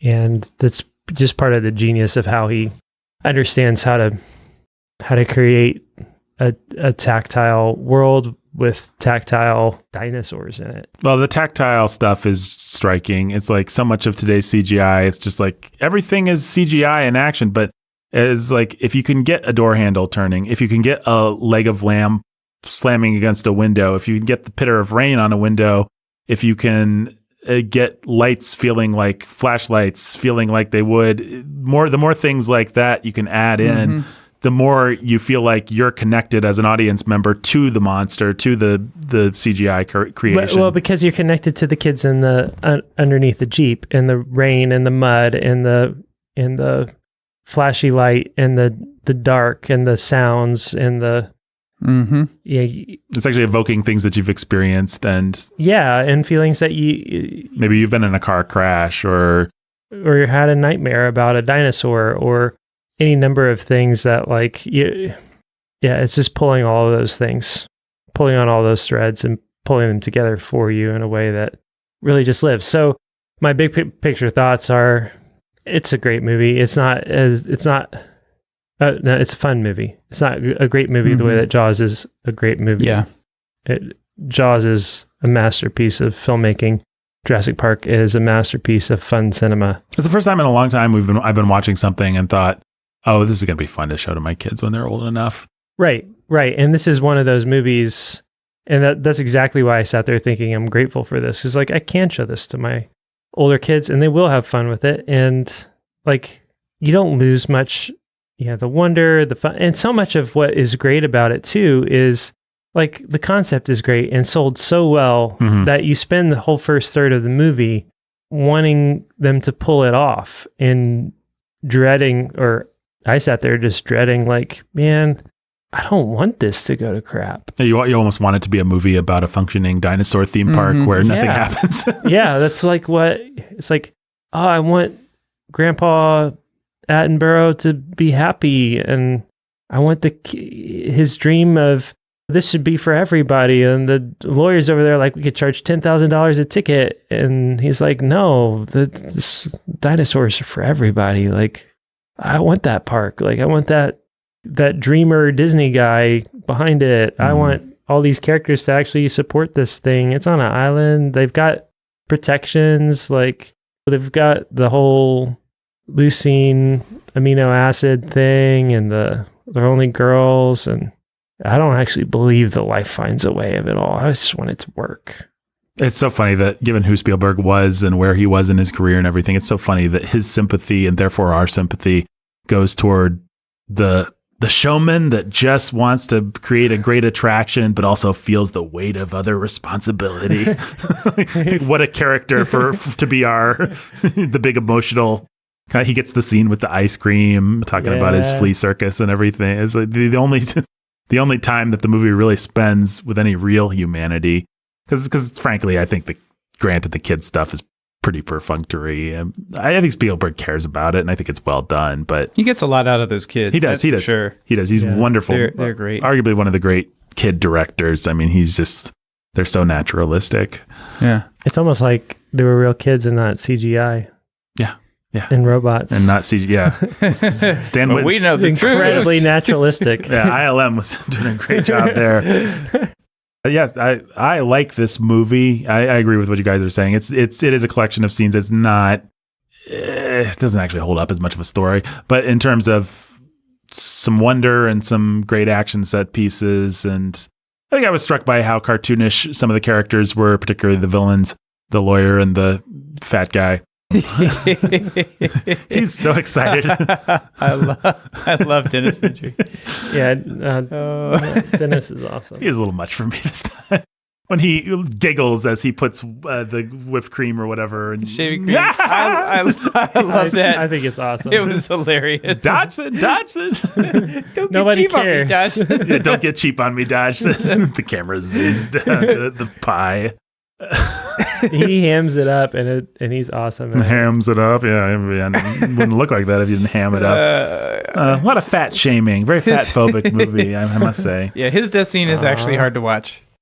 Yeah, I guess if you want to make an argument for the character, it's the fact that his sitcom silliness actually increases the terror and the weird kind of semi-tragedy of his death, where he's just like, I'm in a fun sitcom, and the dinosaur's like, no, you're not, dude. I'm gonna run over you, and I get. That's how all the dinosaur attack scenes feel in Crichton. That's like they all have that kind of mean kind of. You messed with nature, and now nature's getting back. Yeah, kind of. And me, Michael Crichton, I'm kind of happy about it. Like, you deserved it. You should have respected this, and the fact that you didn't means you're going to be torn apart, and I'm going to describe it for all my listeners or readers, whatever they are. Good old Newman. So we talked about the opening scene. Newman, we talked about the opening scene. I don't think there's much else to say, is there? We all agree it's a little bit perfunctory compared to Jaws, but I have to say, I didn't feel that way as a kid, though. You got the Williams going, jungle music, and then you've got the guys with the classic Spielberg flashlights with lots of dust and stuff in the air, the beams, and you've got cutting between the close-up of Muldoon's eye and the raptor eye. Right, and, yeah. It seems pretty lame now, pretty perfunctory, and it feels a little cynical on Spielberg's part, but it didn't really play that way at the time, so I'm not sure how to render objective judgment on it. Maybe it was just exactly what the movie needed. But then you immediately go into some of the cartoony stuff with the lawyer is on the raft and he can't balance himself. He's going to bump his head in the mine. And yeah, it's pretty funny. Is it bad? Yes. I don't know. It's just like, okay, you want to make a cartoon. It's all right. I don't know. Well, you feel Spielberg's good instincts. It's like his instincts is we need something interesting to be happening visually, and we want business for the characters to do. We want to bring this to life for people. And so maybe you can't balance, and maybe it's like everything that makes Spielberg great is even evident in the silliness of the lawyer. And yet it's like it would have been even better if somebody wrote something in the screenplay for the lawyer to play anything. I mean, he could still be a villain. He can still be a guy that's set up to die, but give him something. The mayor in Jaws was relatively nuanced and complex and interesting compared to this lawyer who's just like, I'm going to shut you down and we can make lots of money. But I like they find that mosquito and the camera zooms in and we hear like I like that they find perfectly preserved mosquitoes in amber. In huge chunks of amber. It looks like Indiana Jones might as well walk in there. It's like this temple with a little pedestal for the... and we don't question it. We don't think anything about it. Just the movie's well constructed and made enough that we're just like, oh yeah, of course. You find mosquito, amber, things like that, and they have perfect strands of dino DNA.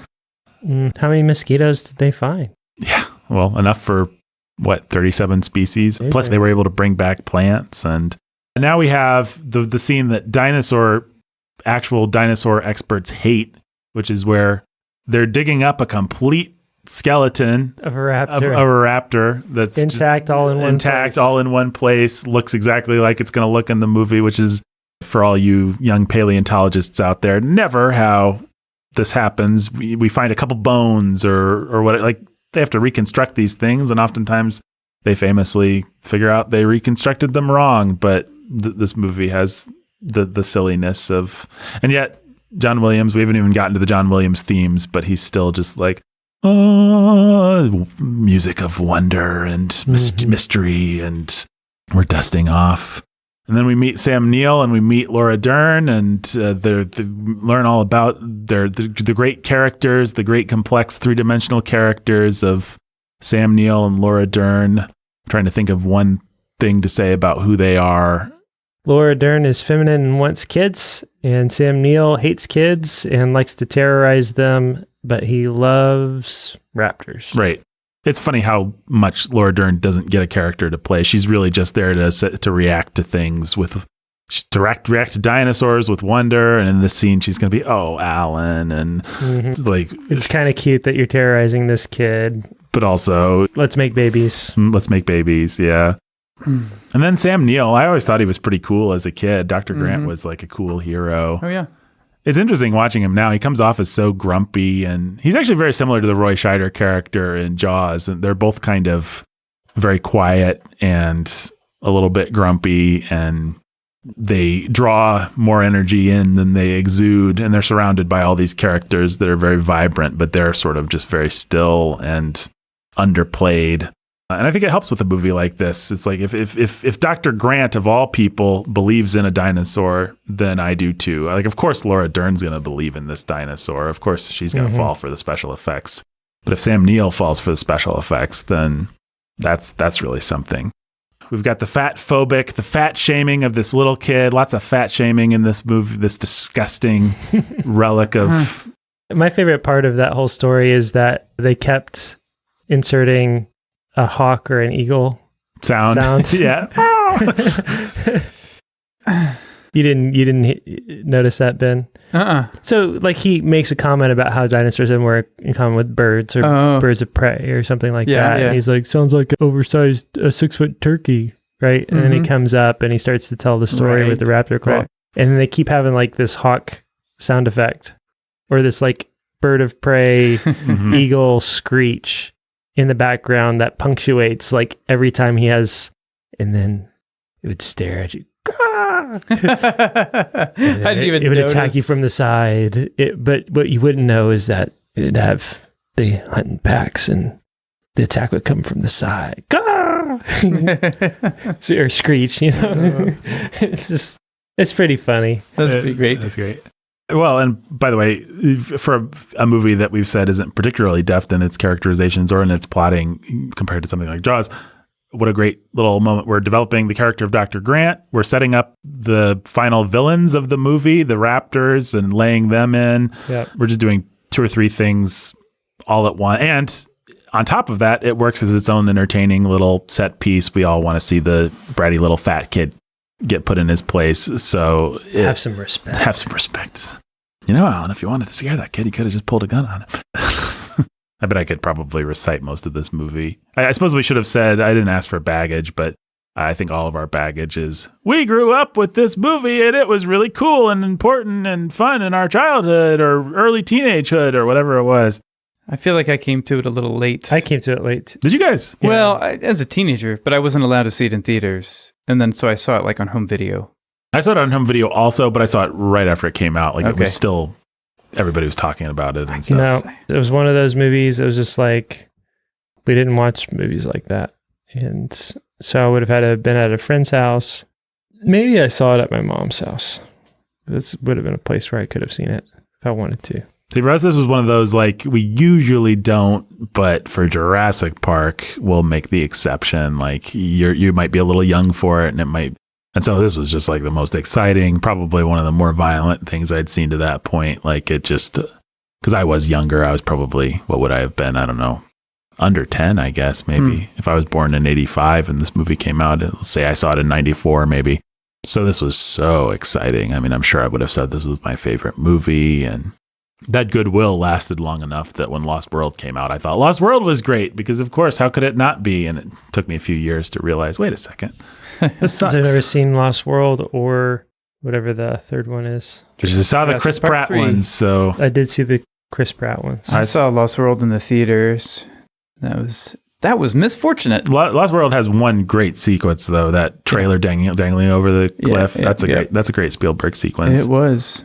And the rest of it is terrible. All right, let's keep plugging through. So Richard Attenborough shows up. What do you guys think about Richard Attenborough? I've heard some people criticize, like, did he really have to be that twinkly and like Santa he's Claus? Cute and fun, and I love it. It's part of the charm of the movie to me. I think so. Sure. I know my way around the kitchen. Yeah. I actually think he does a good job of playing both. I think he actually does I think if any character is three-dimensional and multifaceted, it's him. Yeah. Because back in the control room with Samuel L. Jackson, he's all business. He's pretty. Don't talk to me about money. He's pretty curt. Yes. He's angry that things, and it's like, oh, okay, I get this guy. He's a showman. He is a Steve Jobs or a whoever. He's or a Walt Disney, I suppose, is the inspiration. He's this guy that plays a Santa Claus that has sold himself as Santa Claus. That's his shtick. But he gets things done. And he's pretty ruthless with probably Dennis Nedry's complaint has some basis in reality. And so he's both. I mean, he is. Well, and then he's like in the throes of the park is breaking down and his grandkids are still out there. He's like going to start rambling about how, okay, well, we've exposed some flaws here, and now we know that, okay, we can't fully automate things. We got to do this or that in order to, like, he can't give up that dream. Right. Even when his grandkids are out there still in danger, maybe dead, he's like problem solving lessons learned. And this is only an opportunity to improve things. And now we know how to make it even better. And it's going to be great. And that denial and just the ruthless, always moving forward. And I think all that stuff plays beautifully alongside the hello, John of it all. Like, I think I think those two components of his personality make perfect sense. All the contradictions of capitalism is what I'm sure are, people would say now. We were saving that for a special occasion. Yeah. For today. Yeah. I assure you. Even that first scene, as grandfatherly as he is, you're watching him deftly railroad them with money. I mean, it's like I see that my 50,000 or 500,000 has been put to use. And I think Attenborough plays that stuff pretty well. Research. He actually plays it like you could see this guy calculate. He's not just bumbling into reminding them of what they owe him. He's good. He pretends not. She comes in. Who's the jerk? Like, and he just doesn't notice, but that's part of his act. Like, of course, he noticed exactly that she did that, and now he's playing with that. Like, he's pretty savvy, actually. But also, the grandfatherliness is real, and Lord Attenborough. I mean, he was like you get somebody with that level of dignity and actorly sort of. The filmmaker who made the guy who directed Shadowlands, right? Yes, and Gandhi and all kinds of Chaplin, which I've never seen, and here wasn't very good. It was not very good. But yeah, he knows his way around the kitchen. I guess we already talked about Dennis Nedry. That's the next big scene. He meets Dodgson. He's giggling and wearing a ridiculous like a schoolboy, wearing a ridiculous Hawaiian shirt, and it's just like I love it. Yeah, I love everything about it. It's so sitcom, it's such a wonderful, colorful scene. Me too. I'm all behind it. Oh, maybe he loves the whipped cream. He laughs and puts it on his giant piece of pumpkin pie. And it's shaving cream, and he puts it on somebody else's pumpkin pie. It was his. It was his. He had a giant table of food that it was half eaten. Okay, it was just like how he eats every night. Yeah. He was like, I'm not going to eat this pie anyway. Here's put the shaving cream on it. Don't get cheap on me. And Dodgson is like such a TV actor. Of like everything about the scene just feels like it's out of another but movie. He's like mocking him. I loved it for it too. Yeah. I don't know. Dodgson, nice hat. It is funny. Would you think you're a spy? Yeah. It is funny. It just feels like it's from. Grant me this. Can you imagine the Jaws level version of all this corporate espionage? Can you imagine this plot played just a little bit straighter and the fact that it might actually be pretty exciting and interesting, and maybe not. Maybe the sitcom version is the best version. And interesting. He's so silly though. I think some levels of corporate espionage are that way, and I think that the kind you just of find the goofball that has a chip on his shoulder. Yeah. Okay, that's a fair argument. I mean, Samuel L. Jackson's not going to betray the company. No, he's not. Muldoon's not going to. Nope. Apparently, the three of them run the park all by themselves. But Dennis. Yeah. Dennis is the kind of guy who thinks of himself as very affable and generous and the smartest one in the room. And he's not. He's very good at what he does, but he thinks way more highly of himself than he ought to. Bill basically thinks he built Jurassic Park. Yep, and everyone owes him everything, and he's got the drop on everybody, and he's the competent one in the room, while everyone is sort of like, check the vending machines. Hey, you know what? I think I'm coming around. You made a good argument. Nedry, he's inevitable. For the inevitable. Yes. He is inevitable. He's not Iron Man, that's for sure. Okay, yeah, you're right. I mean, the scene where I don't ask that people apologize for their mistakes, but I do ask for that stuff's all pretty realistic and painful. I ask that they pay for them. I do ask that they pay for them. All right. Well, now we're getting to the other iconic character from this movie, which is we're on the helicopter ride and we're meeting Ian Malcolm, rock star, chaos. Dr. Sattler, I refuse to believe. It does feel like now, if you made the movie, we believe in the ascendancy of nerds. Like nerds have won. And so you could just play that character as a nerd and he would be cool. But what you do is you cast somebody super handsome and just put glasses on him. Well, I'm picturing like Ben Whishaw from the Bond movies or somebody like that kind of. But like you could just straight up cast a cool nerd to play the character. Back then, it's like, oh, we have to make a nerd cool. So what do? I guess we give him a leather jacket and sunglasses and give him all the best lines. But some of that's Goldblum. Apparently, Goldblum wanted the jacket, and Goldblum brings a lot. And man, he was a fan favorite. I remember loving that character as a kid. Ian Malcolm just seemed like definitely cool, really cool. I will say a lot of the one-liners in this movie grated on me, not in the early going, but once we get to the dinosaur stuff and every scene has to be punctured with like, well, we got back in the car, or you think they'll include that on the tour? Like I'm so sort of worn out by Marvel and stuff like that.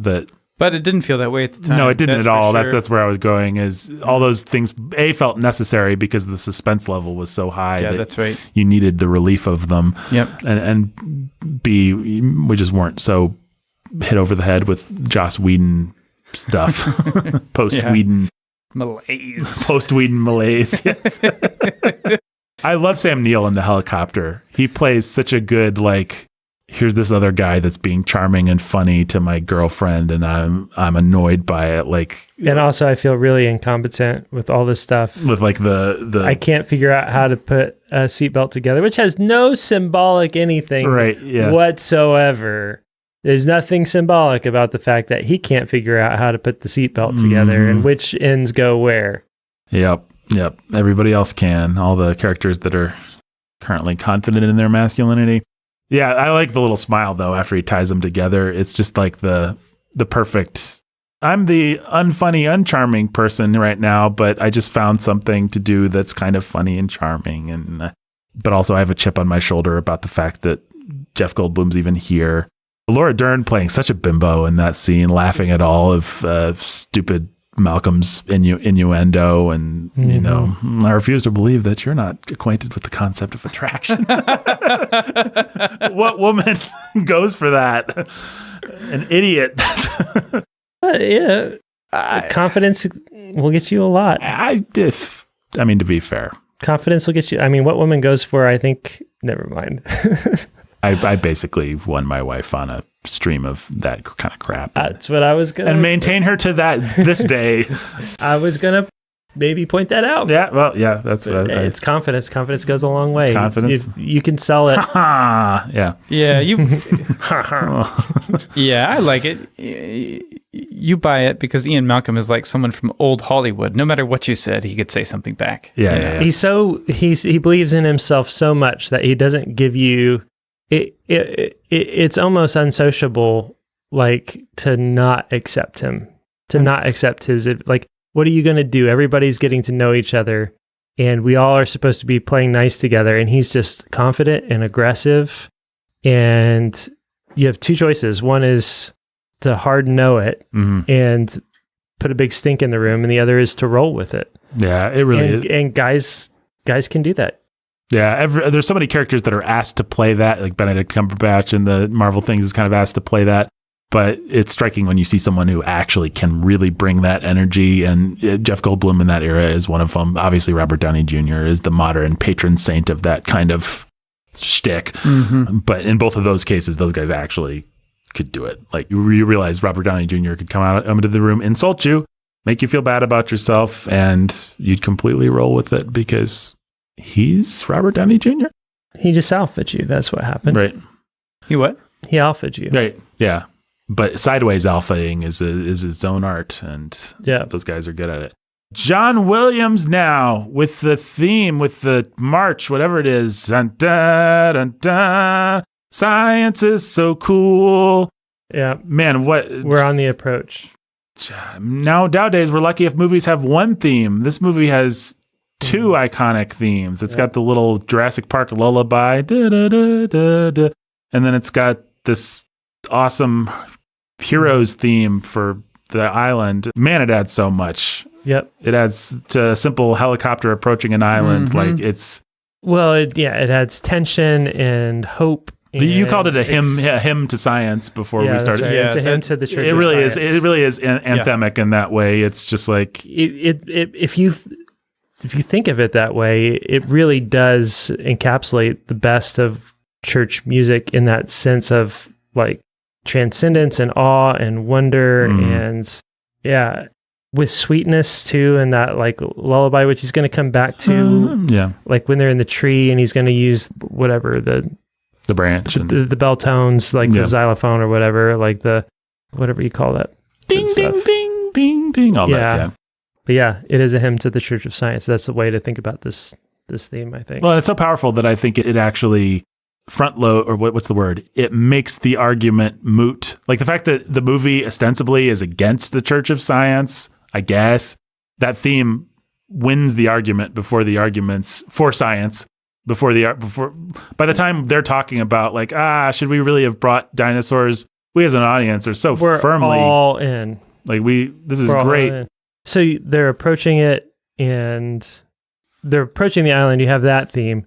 And then you get there, and then you finally get the Brachiosaurus reveal, and then you get that the what you call the lullaby coming in, and it's like at that point in the movie, you share everyone's awe and wonder.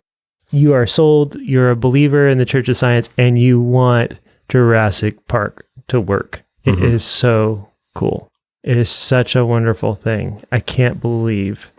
And like you said earlier in the show, that Sam Neill gives us wonder, and it has his breath taken away by it. So he can't speak. He just has to turn Laura Dern's head. Right. Like, it really, really sells it all. Welcome to Jurassic Park. Yeah. We have a T-Rex. We have a T-Rex. You have a T-Rex? We have a T-Rex. Beautiful and cool and exciting and fun, and really sets up the man. I don't want it to go bad. And it makes you hate Dennis Landry. Dennis Landry, yeah, definitely, yeah, definitely. I mean, the movie wants to have its cake and eat it too. It does want you to think these idiot scientists, what have they done? But also, it's all worth it. Yeah, some of the coolest people got eaten by dinosaurs, and that kind of sucks. But it's all worth it. Well, and if it's not the coolest people, though. If a lawyer and a fat No. I mean, like Muldoon and Samuel L. Jackson. Yeah, that's too bad. They were the coolest. Basically. Yeah. But, I mean, Samuel L. Jackson can talk with a cigarette hanging out of his mouth and say, "Hold on to your butts" over and over again. That's pretty cool. That's pretty cool. It was. As a kid, it was cool. It was still cool in this movie. I was like, man, I want like a movie with this character having adventures in Jurassic Park gone wrong. I just want to see Samuel L. Jackson walking around with a cigarette hanging out of his mouth talking. Yeah. Yeah, it was really compelling. What's his name? Oh, Mr. Arnold. Oh, right. Yeah. Oh, Mr. Arnold. Yeah. Well, that's jumping ahead to when he I feel like it's 3 or 4 Laura Dern jump scares in a row, and they all land. They all went. How did you do that? Yeah, it's pretty amazing. It's amazing. The big brachiosaur, is that the name of the creature? Pretty sure Yeah. we had a correction at some point. This wasn't Brontosaurus, it was Brachiosaurus. Right. I think we called it a brontosaurus back then. I think maybe the science has changed. They corrected it in the movie. Oh, do they? Yeah. Yeah, you're right. Yeah.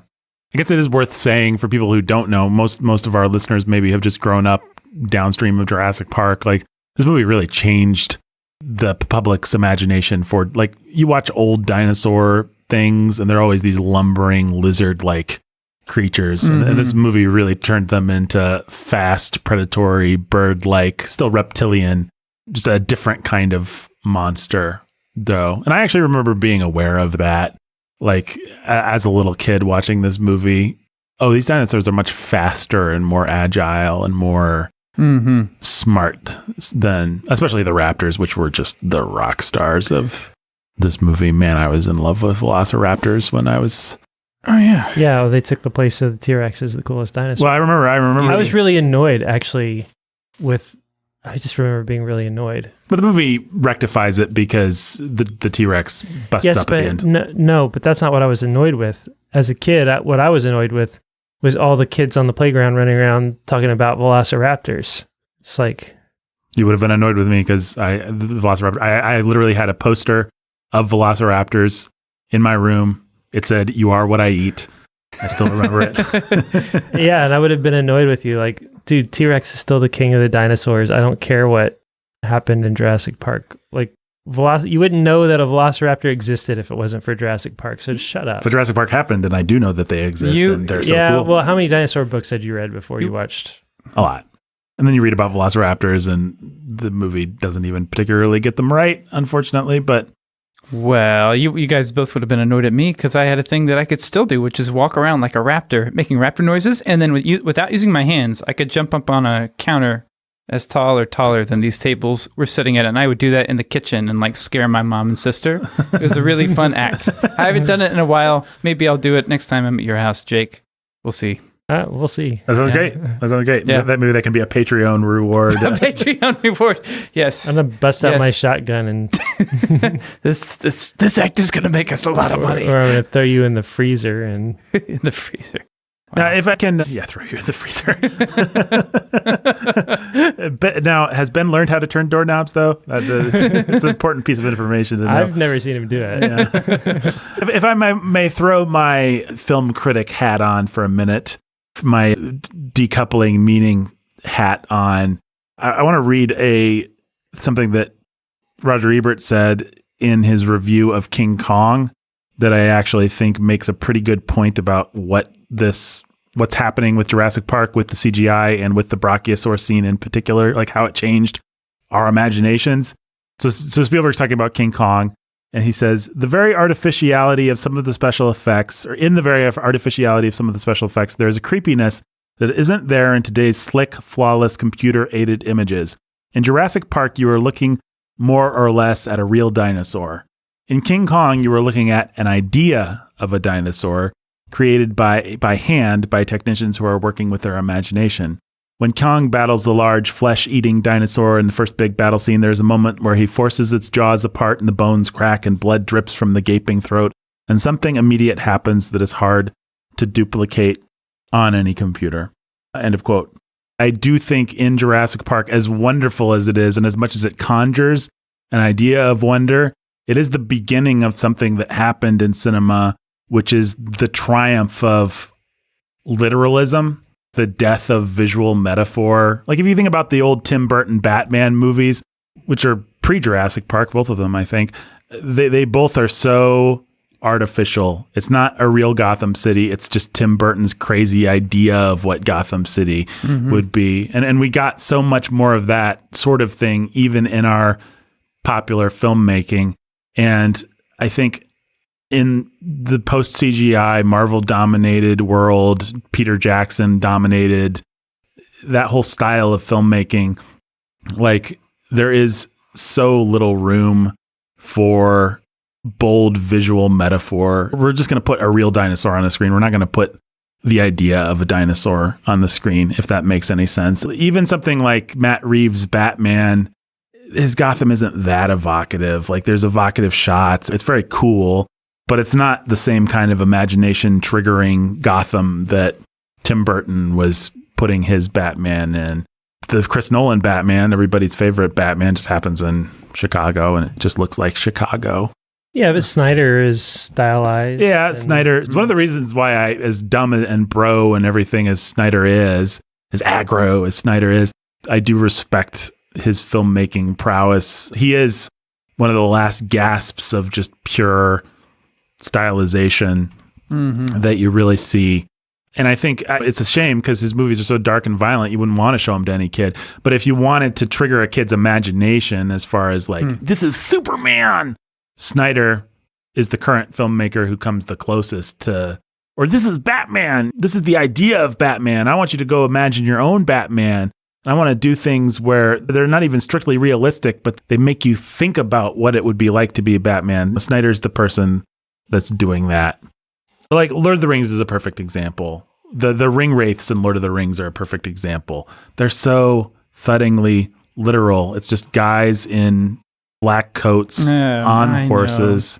Spider-Man into the Spider-Verse. Yeah, Spider-Man into the Spider-Verse. The more distance we get, the more I'm like, yeah, it's genius.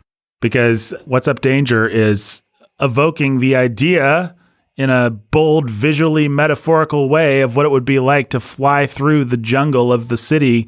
Yep. And just putting it upside down and all this stuff. It's not giving you the literal, this is what it would look like if Spider-Man was flying. It's giving you the idea, the platonic ideal of what it would be like if Spider-Man was flying. And that is why it sparks your imagination. Right.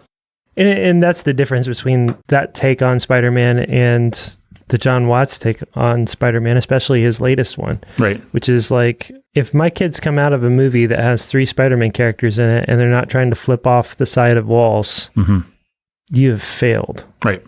You've not inspired them. What would it be like?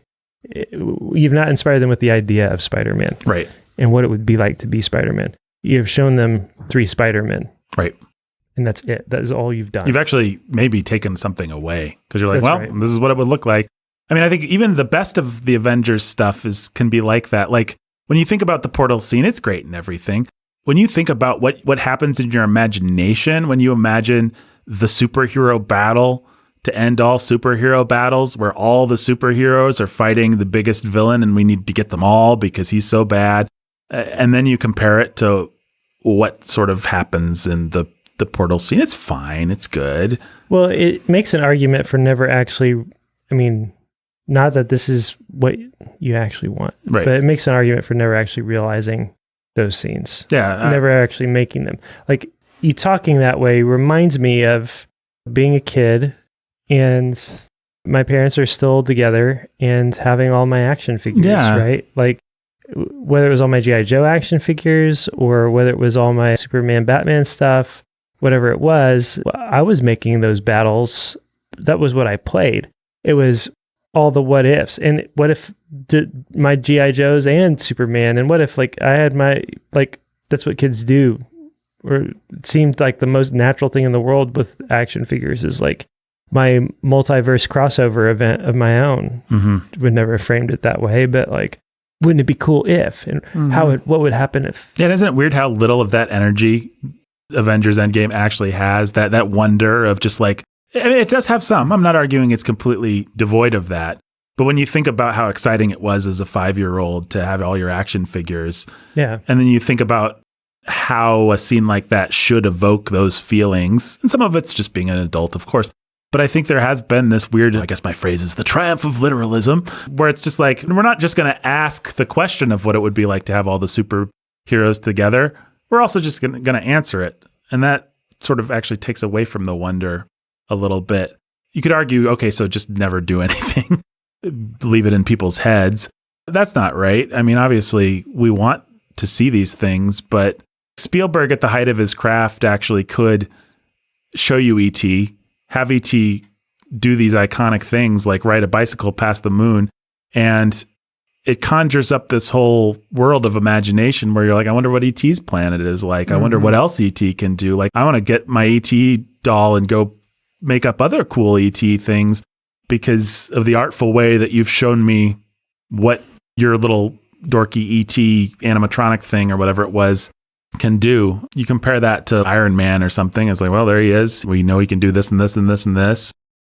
And the other place that this becomes really obvious is Star Wars, where how little does Luke Skywalker do and how much does he spark your imagination? Well, and so you've got that. Yeah. Right? Then now we have cool CGI effects and stuff, and we can make the Jedi do all kinds of crazy cool things that you imagined. And it still sparks your imagination and leaves you wanting more. And then you get to the sequels. Then you get to Rey and Kylo Ren, and you're just like, of all the things that you could do and come up with, how is it that you leave me with so little? Well, there's so many answers for that. I mean, some of it's just the snake eating its tail. It's that new Star Wars is only just evoking old Star Wars, whereas old Star Wars is invoking like, oh, those stormtroopers remind me of images of Nuremberg and Nazis, and we're drawing on all this stuff. But then you have the Rogue One hallway scene, Vader hallway scene. Yeah. And then you have the Mandalorian Luke hallway scene. And you have all the stuff that they do in the animated shows, where it's like, no, this stuff is still cool, and there are still things to explore and spark the imagination. You just have lost it, and you lost the plot in the places where it matters most. You lost the plot, and I think we just have a dearth of, Werner Herzog, the great pretentious filmmaker, said, we are starved for images. We are starved for new images in our society. And the first time I heard that, I was like, what? What do you mean we're starved for we're saturated with new images. That's all we have. But I actually, the older I get, the more I sort of understand. Like, we're starved.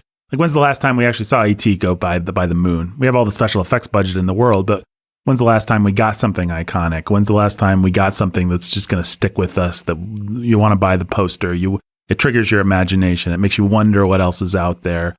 Top Gun Maverick. Well, Top Gun Maverick. It's finally going to answer all these questions. This was the time, Nathan.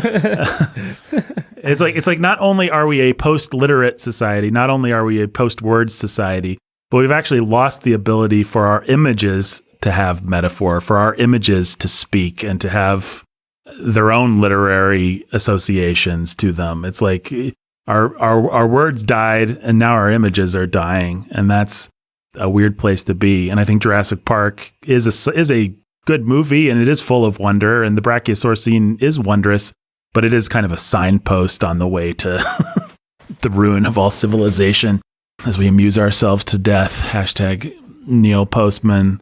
Hashtag Marshall McLuhan. Hashtag. Yeah. Derrida! The medium is the message. Turtles all the way down. Did you guys know the medium is the message? Yeah, Derrida.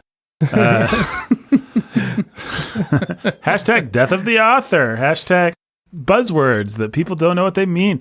So I don't know. As I was thinking about this, I thought about, this is a leap. I understand. I don't have an exact connection, but it's just like people used to be so much more tangibly.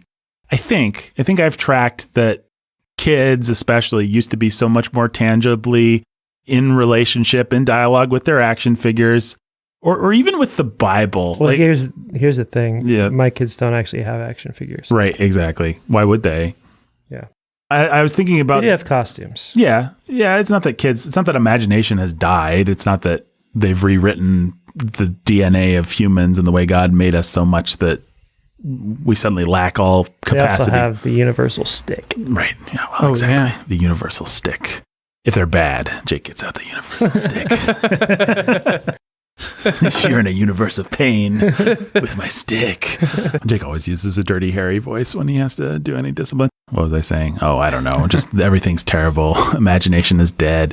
Oh, I was going to say the relationship that people used to have to Bible characters. You talk to an old school Bible nerd and they're excited about King David almost as if he's like a guy that they knew or something. And they're excited about Bible facts. And there's just a certain kind of Bible nerdery that a previous generation of maybe 40 years ago, you still see that. You don't encounter that as much anymore. And I wonder if part of that is the death of our associative metaphorical relationship with words, but also it's indicative of there were Bible images from comic books and from Sunday school materials that have stuck with me and have defined those characters for me, maybe in a bad way, maybe in a good way.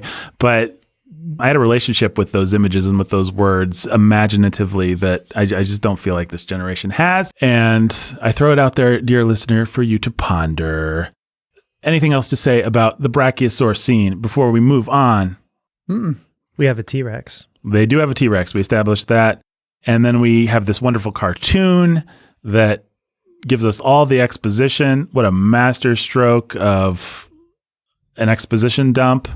But we have staff in merched out Jeeps all the way. Yep. Everybody's wearing their Jurassic Park hats, and those guys in their dorky pink polos and Jurassic Park hats. And then we have the raptor birth, which is Spielberg at his most Spielberg-y menace combined with something sentimental, kind of a birth scene. And just the way that scene is choreographed. You watch it again, watch Sam Neill retreat into shadow I don't know where the shadow's coming from, but somehow he retreats into shadow and his face is almost completely covered in shadow as he realizes this is a velociraptor. Spielberg, he's a good filmmaker. He uses light and shadow and things like that to tell his story. And it's very expressionistic, actually. It doesn't make any sense where are these shadows coming from, but it's subtle enough that it doesn't feel like Zack Snyder or something. It's not super stylized, but it's like he's going to take a step back and suddenly his face is in shadow and he's going to say, we've clocked the raptors at 40 miles per hour. You have raptors. The movie's telling us, that thing that he talked to the stupid fat kid who was dumb because he was fat, they've got those and it's scary. Then we're going to see the raptors eat. We're going to see that broken harness. And we're just doing so much to set up. This movie actually is setting up these characters in your mind. It's doing what Jaws did, where we create so much of the monster in your mind before we ever see him. And so we're seeing the raptor. We see the raptors. They break that harness. They eat that cow, which is funny because that doesn't even really exactly track with who the whole thing with the raptors is that they're smart and they're calculating. And yet when we want to build a little suspense for them, we kind of treat them like land piranhas, which isn't ultimately how the raptors turn out to be, but it's still good. Raptors are scary. It accomplishes nothing besides raptors are scary. Then we're going to have dinner in a ridiculous, I don't know what that room is. Weird shadowy room with all kinds of videos going. And yeah. It's like a museum of modern art kind of room that you'd sit. I don't know why you'd want to have dinner there. And it's not TV screens, it's projectors, so light's being cast across. That's right. Yeah. It's basically just a room that you would design for a giant philosophic discussion of versus science and Hammond's propagandizing. Yes, I think it works. And this is where I'm not sure I actually buy that anyone but Malcolm would be poo-pooing this whole thing. I mean, they just saw a dinosaur and they're all just like, science is, we shouldn't be arrogant with our science. But he does get I think the best case you can make is he gets all the good lines and he is believable that that's his position, and he sort of feels that way the whole way through. Like he's not going to be the one who jumps out of the thing. He's sort of like, this is crazy. And then you get to the scene, he gets all the good lines, and you have these sensible scientists there, and maybe enough of the wonder is rubbed off that they're able to be persuaded a little bit, at least on a philosophical level, if not emotional level, to at least press the pause button. Yeah. That's at least the best argument you can make for it. Yeah, I mean, I never questioned it before this viewing, but this viewing, I was like, they're all right. Like, I agree with them, and yet they've just been presented with this mind-blowing thing, like maybe a little bit more residual, just, Right. Yeah. It's all well played. It's probably the best humans talking scene in the movie. I mean, it doesn't have much competition, but... Life finds a way. Yeah. It's always funny that Malcolm actually says that line because it lives in my imagination, at least, as a John Hammond line. I think he says it in some of the sequels. He says it in Lost World. Yeah. And then they kind of make him say it again, and like they use the audio clip or something in some trailers and in the Chris Pratt genius movies of awesomeness. But Gennaro, he wants to have that coupon day. Well, that's his concession to Hammond's populist idea of the park. And can we at least agree that it's too cartoony when he says, we're going to make a fortune with this place? As he's presented with a real life dinosaur. I don't know. The whole movie likes its cartoon nature so much. It just it blends in. I'm not sure what to say. You know, the other thing that I think I always resent this about the Steven Spielberg's whole school of filmmakers is they're always like, capitalism. It's like, you guys are the most successful capitalists in the world. You are the person who's making a fortune off this place. Well, you are literally making a fortune off this movie, and you're going to punish the guy who wants to make money. But that's what I think when I said earlier at the top that this feels cynical and self-aware. It's like, I think that Gennaro is Spielberg. Like, I think this is how he feels about the movie. He wants to himself. He wants to think he's Hammond. Yeah, but also.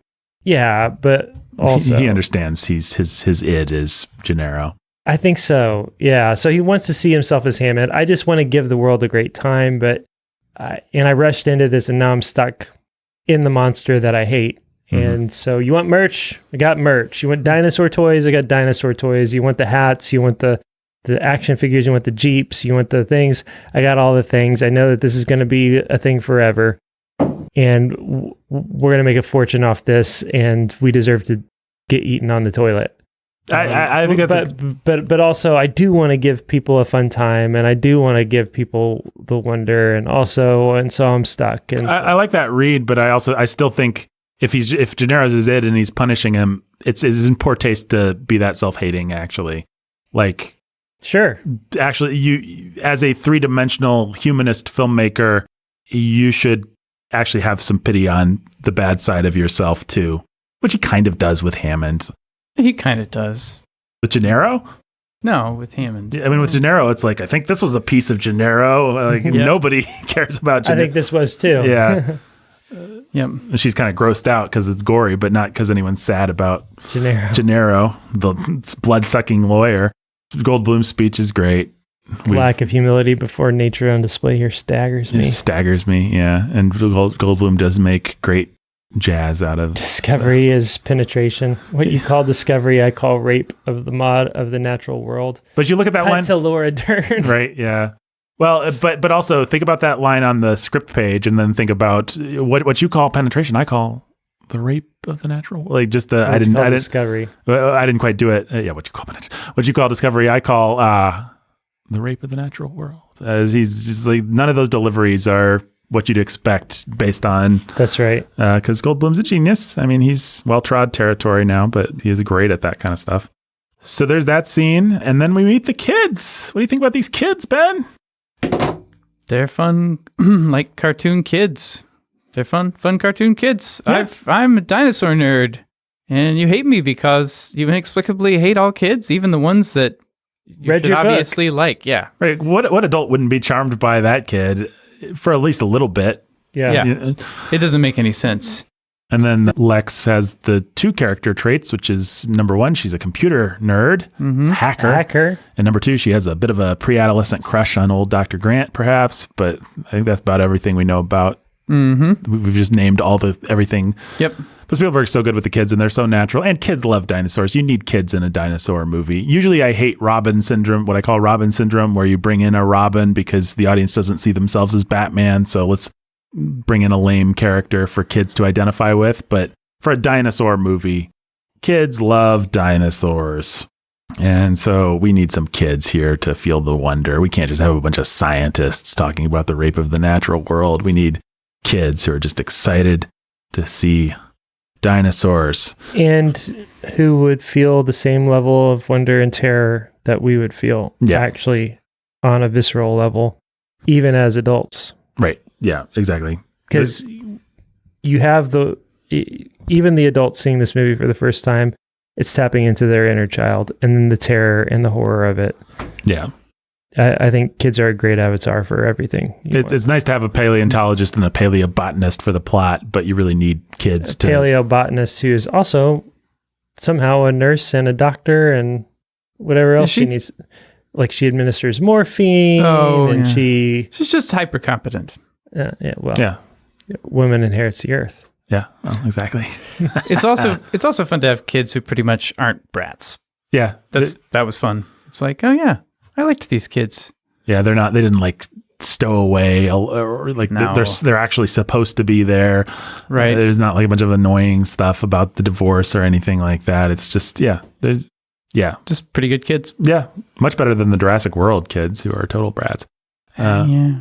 And zeros. And zeros, yeah, just not interesting at all. Yeah. And then, all right, we're going to go on the tour, and we're not going to see any dinosaur. Will there be dinosaurs on this dinosaur? I just love how long this movie. What a master class in anticipation and payoff and setup. Like, we're going to give you some payoff early. Like, it doesn't take very long to get to the brachiosaur, but it takes a long time to get to what you really want to see, which is that T-Rex. And we're going to tease like you're about to see it, and then you're not. And we're going to go past the T-Rex paddock, and we're going to try and lure it out. Like, just the more time you spend not seeing the T-Rex. Oh, we're going to tell you about another nasty predator dinosaur that spits venom in its eyes. Yeah, and yeah. paralyze. You're going to be like, I wonder if we're going to see that in the movie. That's interesting information. I bet they won't do anything with that. It's going to set up, and set up, and set up, and set up. It's really fun. We got the Triceratops scene, which is a good Dr. Grant scene. He puts his. It's nice to see him kind of nerd out and actually just be excited about a dinosaur and be a little kid himself. And Sam Neill has been so restrained and adult in the way that he plays the character that to see him just be gaga over this Triceratops is pretty sweet. Although as a kid, I always felt gypped that we didn't get to see like a Triceratops, because the Triceratops was always one of the coolest. Certainly, Triceratops and Stegosaurus. Of the plant eaters, they were the cool plant eaters. And, and they got the plates and the spikes and the. Yeah, very sad that we didn't get to see the Triceratops actually do anything. But what a great! I mean, that's not CGI. That's just a robot. And what a great robot! Animated hydraulic creature. Lays on its side with its lungs expanding. Yeah, great little moment. Yeah. Samuel L. Jackson, we're getting all this great control room stuff. Nedry's espionage and Samuel L. Jackson, right? But like Pulp Fiction, I think is 94. So 1 year later, this guy's going to be a huge star. But right now, he's just some indie guy. Really? I mean, he's well known. He was in Die Hard with a Vengeance. Oh yeah. And, people like Samuel L. Jackson. He's a known quantity, but he's not Megawatt. Like, you'd cast him as any number of the leads. I mean, he could be your Malcolm. He could be anything in this movie, up to and including Grant, but not at the time that they cast him. He's the computer guy that adds a little splash of color. No pun intended. But someone who couldn't yet, I guess, afford to just phone in his performance, which he started doing after he became Megawatt. Yeah, no, he's great. He adds. I'm sorry, it must be internalized racism. He literally, but also figuratively, adds color to this movie. His cigarette is its own character. Yeah, his cigarette is its own character in this movie. And that's where Spielberg, the hack stereotypist, really goes a long way, actually. He's not afraid to just employ archetypes. One of the best piece of writing advice that I saw is somebody said, I forget who, somebody famous said, you'll read it in Strunk and White and stuff like that you should never use cliches. Actually, you should use cliches all the time. You should just deploy them. Like, when you don't want people to notice what you're doing, you can use some cliches to get through that and then save your big metaphor or original thing for when you want it to hit. And I think characters are the same way. Obviously, you want three-dimensional characters, but when you have these little supporting parts that have to pop, what you really want is for it to just be a stereotype, something that the audience instantly sees that character and knows exactly who they are and what their deal is. Metonymy goes really far in those things too. So a prop, like a cigarette or like a hat or like any number of other things that can be really used symbolically as a part for the whole, right, can go really, really far. And I think with Samuel L. Jackson, it's great. With Muldoon and his rifle, is like, this and guy. His hat. Shoot her, work her back. You know this guy from the very beginning. As I've said, for me, it goes a little bit far with our villains, with Gennaro and with this stupid Newman, whatever his name is. Wayne Knight, yeah, I always forget. Who's lost a lot of weight and thereby seems to have lost his career. Oh, well, I guess there's not a lot to talk about. I mean, we're getting a bunch of unlikable character stuff. The next Mrs. Malcolm and Women Will Inherit the Earth and the next X. Yeah, and Mrs. Malcolm. That stuff, watching it as an adult, I was like, why did I like these people? All these beats are just these aren't particularly likable characters. I mean, they're fine, but we have only so much real estate to spend on our characters, and we're spending it on Sam Neill feeling grumpy and displaced by Jeff Goldblum being funny and Laura Dern just kind of being a bimbo. Is that really what you want to spend the real estate on? It works, it's fine, but you know what else might work is something quality. I don't know. But I think that brings us to the T-Rex attack. Yay. Yay. Lawyer gets a lawyer kill. Lawyer gets a lawyer kill. Man, what a masterclass in suspense filmmaking. It's subtle. There's not a lot of music. John Williams is really reserved there / not there. John Williams always knows when not to put music in, or maybe Spielberg does. But for someone who's famous as being somebody who just scores the crap out of every moment, Williams actually holds back a lot in this movie. There's a lot of scenes that just don't have music. Everything they do to build the T-Rex in your mind, obviously the water and the leg on the window and stuff like that. So good. I don't know that I have anything profound to say it besides that, but what a great suspense set piece, and what a delivery of everything the movie's been promising up to that point. I mean, this movie is... and a lot of it really is silly too when you think about it. Like, if you're a giant predator, probably you don't thunder around as you're stalking your prey. Yeah. And make tremors. Well, also, how big would you have to be to actually... Like, Godzilla could maybe make a water glass, but that T-Rex is like the size of an elephant or something. He's not making the water glass. Yeah. But it doesn't matter. He's been so built up in our minds. Even by... elephants are that way too, actually. Elephants have a really quiet footstep. Right. You don't know that because in order to communicate elephant for 75 or 100 years of filmmaking, sound effect artists have made them thunder everywhere they go. It's the same thing that Spielberg does with Jaws. He's so built up in our mind that everything he does in the last third of the movie is ridiculous. He's just eaten somebody and he's ramming at this boat like nothing of the Jaws does make sense. The special effect of Jaws isn't all that great. You can kind of see the hinges, but it doesn't matter because Jaws exists in our mind perfectly. Well, even just let's think about it from this perspective. He's a hunter, a predator who can only see movement. So he's hunting at night? Yeah.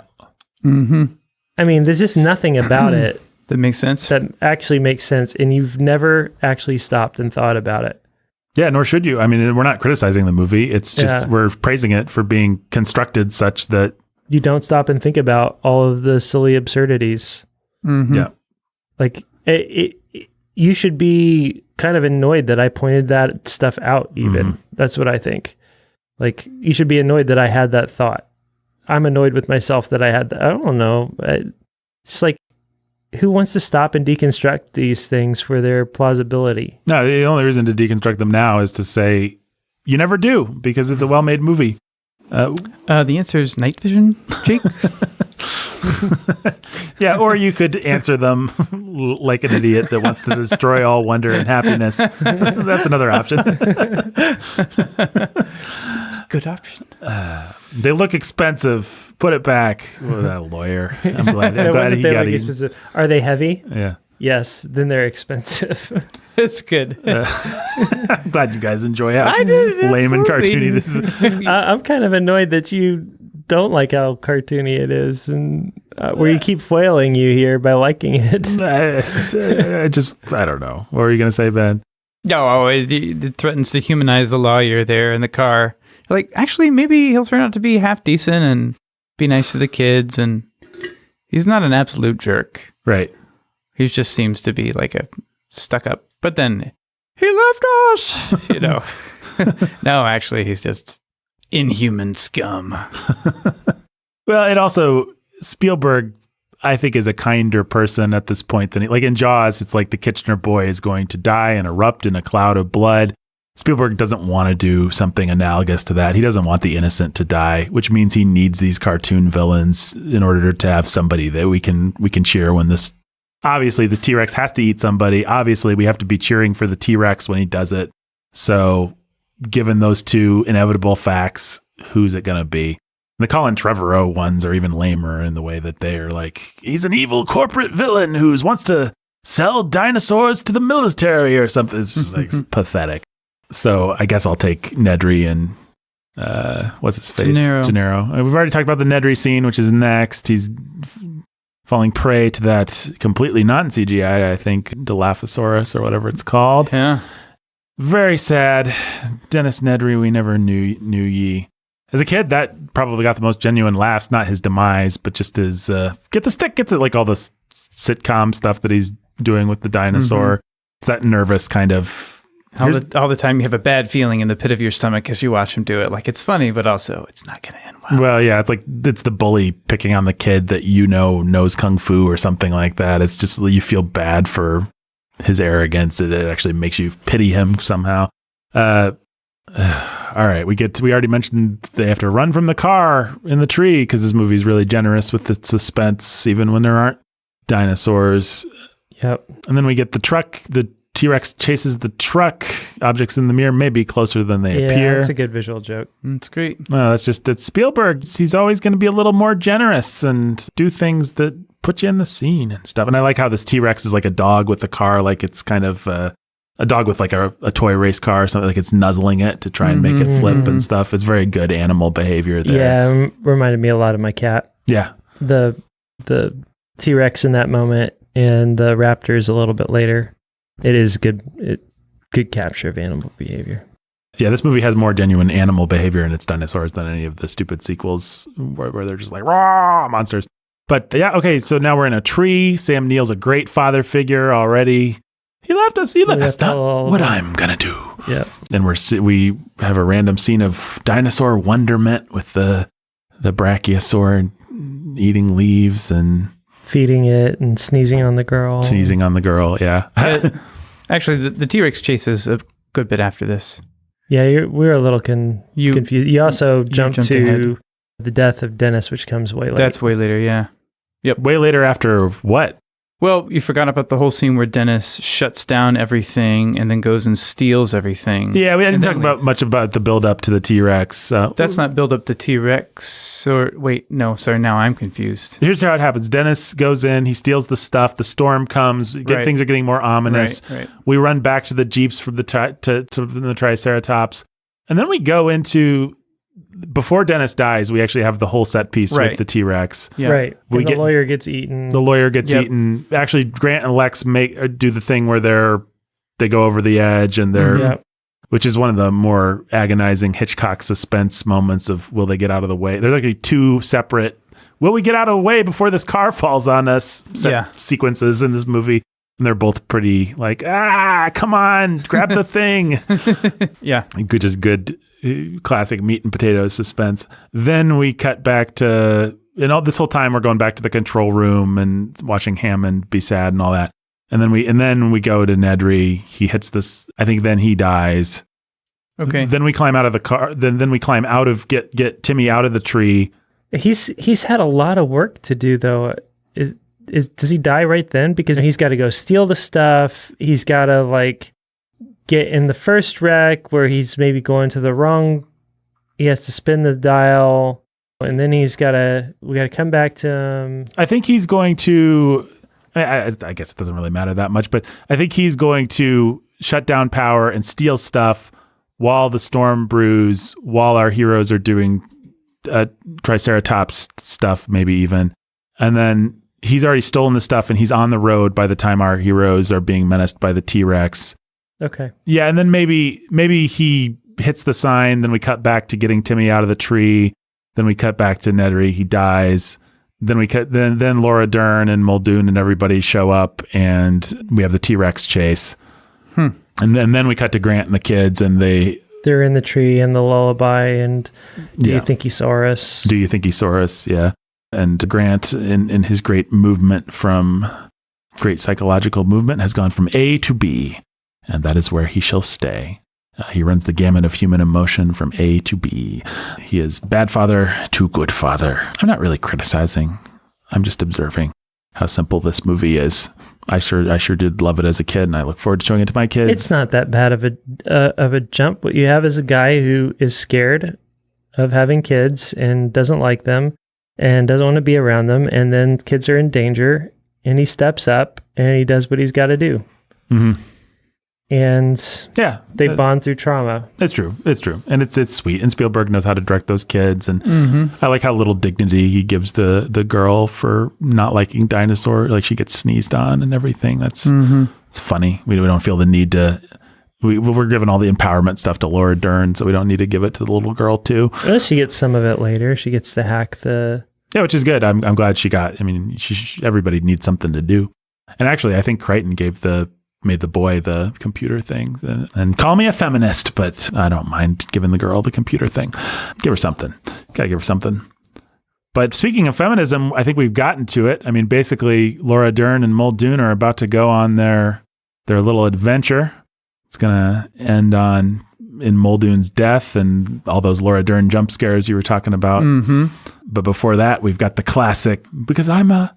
You're a... And then we cut to her and she's got this sneer on her face and she says, "Look, we can discuss sexism in survival situations when I get back." But even that feels so, I don't know. It's just so silly.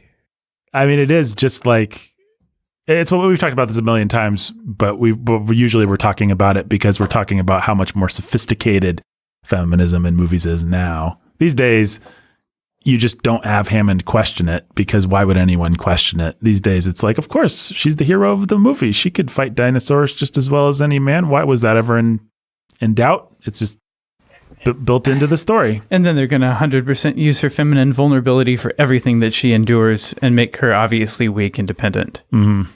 But this movie is like, she's just going to play a heroine standard issue girl for most of the movie.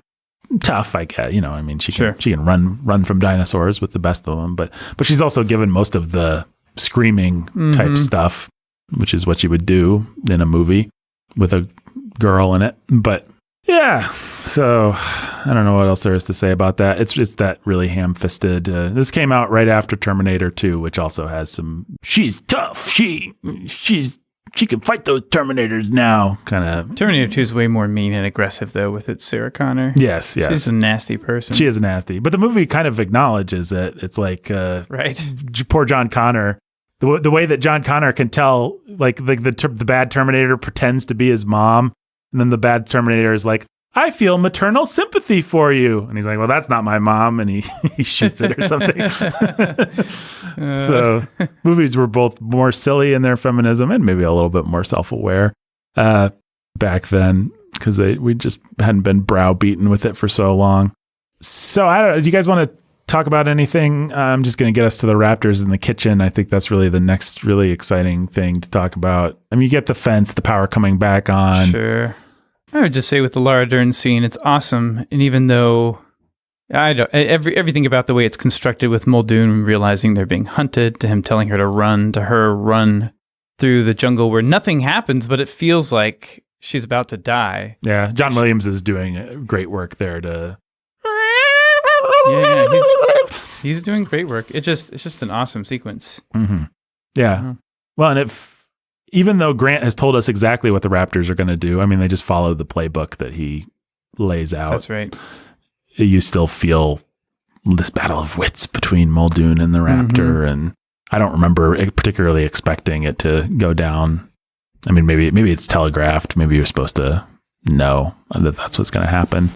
Then he gets that "clever girl" line, which makes him the coolest movie character of all time. Or certainly that's what I would have said when I was 9. Again, pretty ridiculous that the paleontologist has some idea of how birds of prey and pack animals hunt. But but the expert hunter, game hunter and raptor expert has no idea what's happening. Yeah, I kind of think he should have survived. As I said, he and Gennaro both survive and team up to do awesome dinosaur fighting in the novel, and that was superior. And Laura Dern character stays back and helps put a wet cloth on Jeff Goldblum's head or something like that. That's how it should have been. If you took your red pill, you'd understand that. All right. I think I don't have that much more to say about this movie. I mean, you just have a fantastic climax. You've got that kitchen scene, which is, I want to say, the best suspense scene that Spielberg's ever done. I defy you to name a better Spielberg suspense. I mean, you can name a bunch of great ones, but Spielberg is a master of geography. He's a master of putting you in the room with the characters, so you know the layout, you know that what they need to do, you're following them through, and you're thinking with them, and it's not just a bunch of frantic action and running around. It's, can I make it from here to there? You see the kids, you see what they're seeing, you see what they're going to try and do, and then there's a surprise, subversion, setup, payoff. It's just, I defy you to name a better Steven Spielberg sequence than the Raptors in the kitchen in terms of that kind of stuff. Mm-hmm. It's really great. And I loved it as a kid. I mean, it was my favorite scene in the movie as a kid. Just the Raptors were the rock stars of the movie, and they were doing their thing. And it was just really fun to see this smart, evil dinosaur. Yeah. I don't know what else to say. And I love all the little touches, like, unless they figured out how to open doors, and then we smash cut to the handle turning on the door. Good. It's great. Good stuff. And it's a good scene to notice how much Spielberg keeps the dinosaurs in your mind without actually using a lot of CGI, because a lot of the Raptors are just like a foot puppet. Like it's just a foot that you put in front of the camera that you're shooting from low. So, I mean, that's all it is. We don't have a whole dinosaur that we're directing. We just have a little robot foot that or probably not even a robot foot, just a foot, a claw that we slam in front of the thing. They attack. They got to get that door closed. Oh no. We're running through the things. We're swinging on the bones. Oh, it's the T-Rex. Da, da, da, da, da, da, da, da. How did he get in there? Who cares? Where did he come from? How did he surprise us all? He's a giant monster. Who cares? Yep. Oh, it's so perfectly timed. I watched it yesterday. I'd already watched the movie, but I just wanted to watch that scene again. And I watched it, and the timing of that raptor rearing back and running towards them, and then the T-Rex slamming into shot and grabbing him, it makes no sense, but it's awesome. And you have the theme, the Jurassic Park theme, playing the hymn to science, and now it's saying, like, I don't know what it's saying there. It's like, yay, science overruns and destroys everything.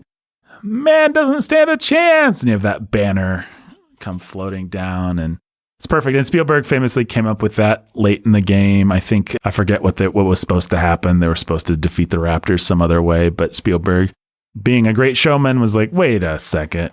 We need the T-Rex to come back and do one final thing. And it really makes the movie. Mm-hmm.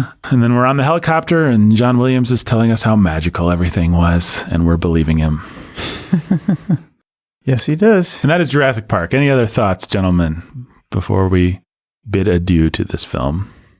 No, I think the only thing kind of worth saying is it is a real new step for Spielberg to end a movie with as much mommy and daddy energy as he does. Mm-hmm.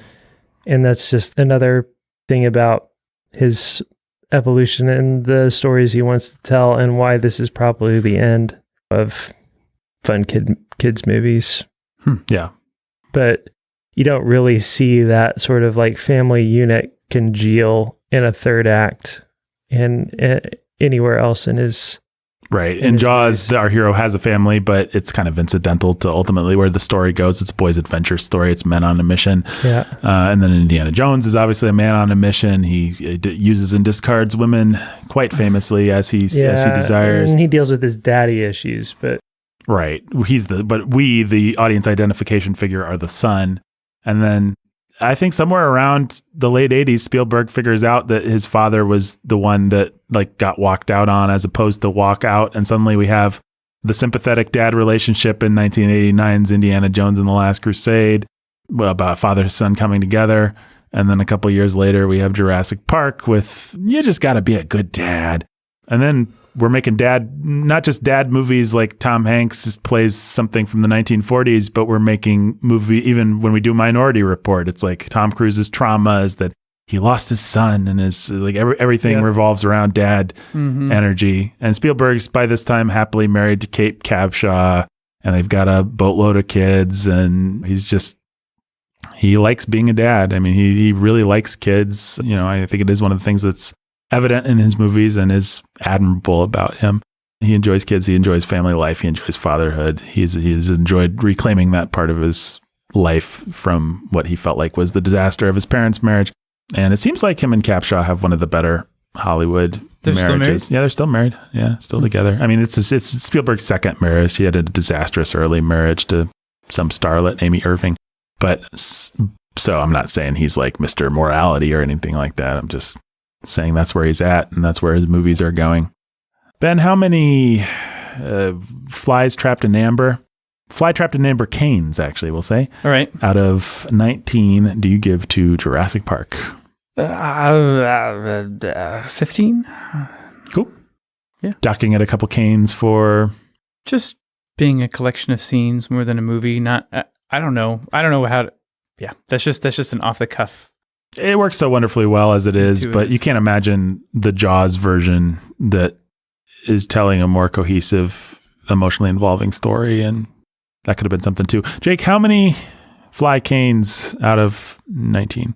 0, but mosquito canes. Oh, yeah. 17. 17. Docking at 2 for... Just not being all there.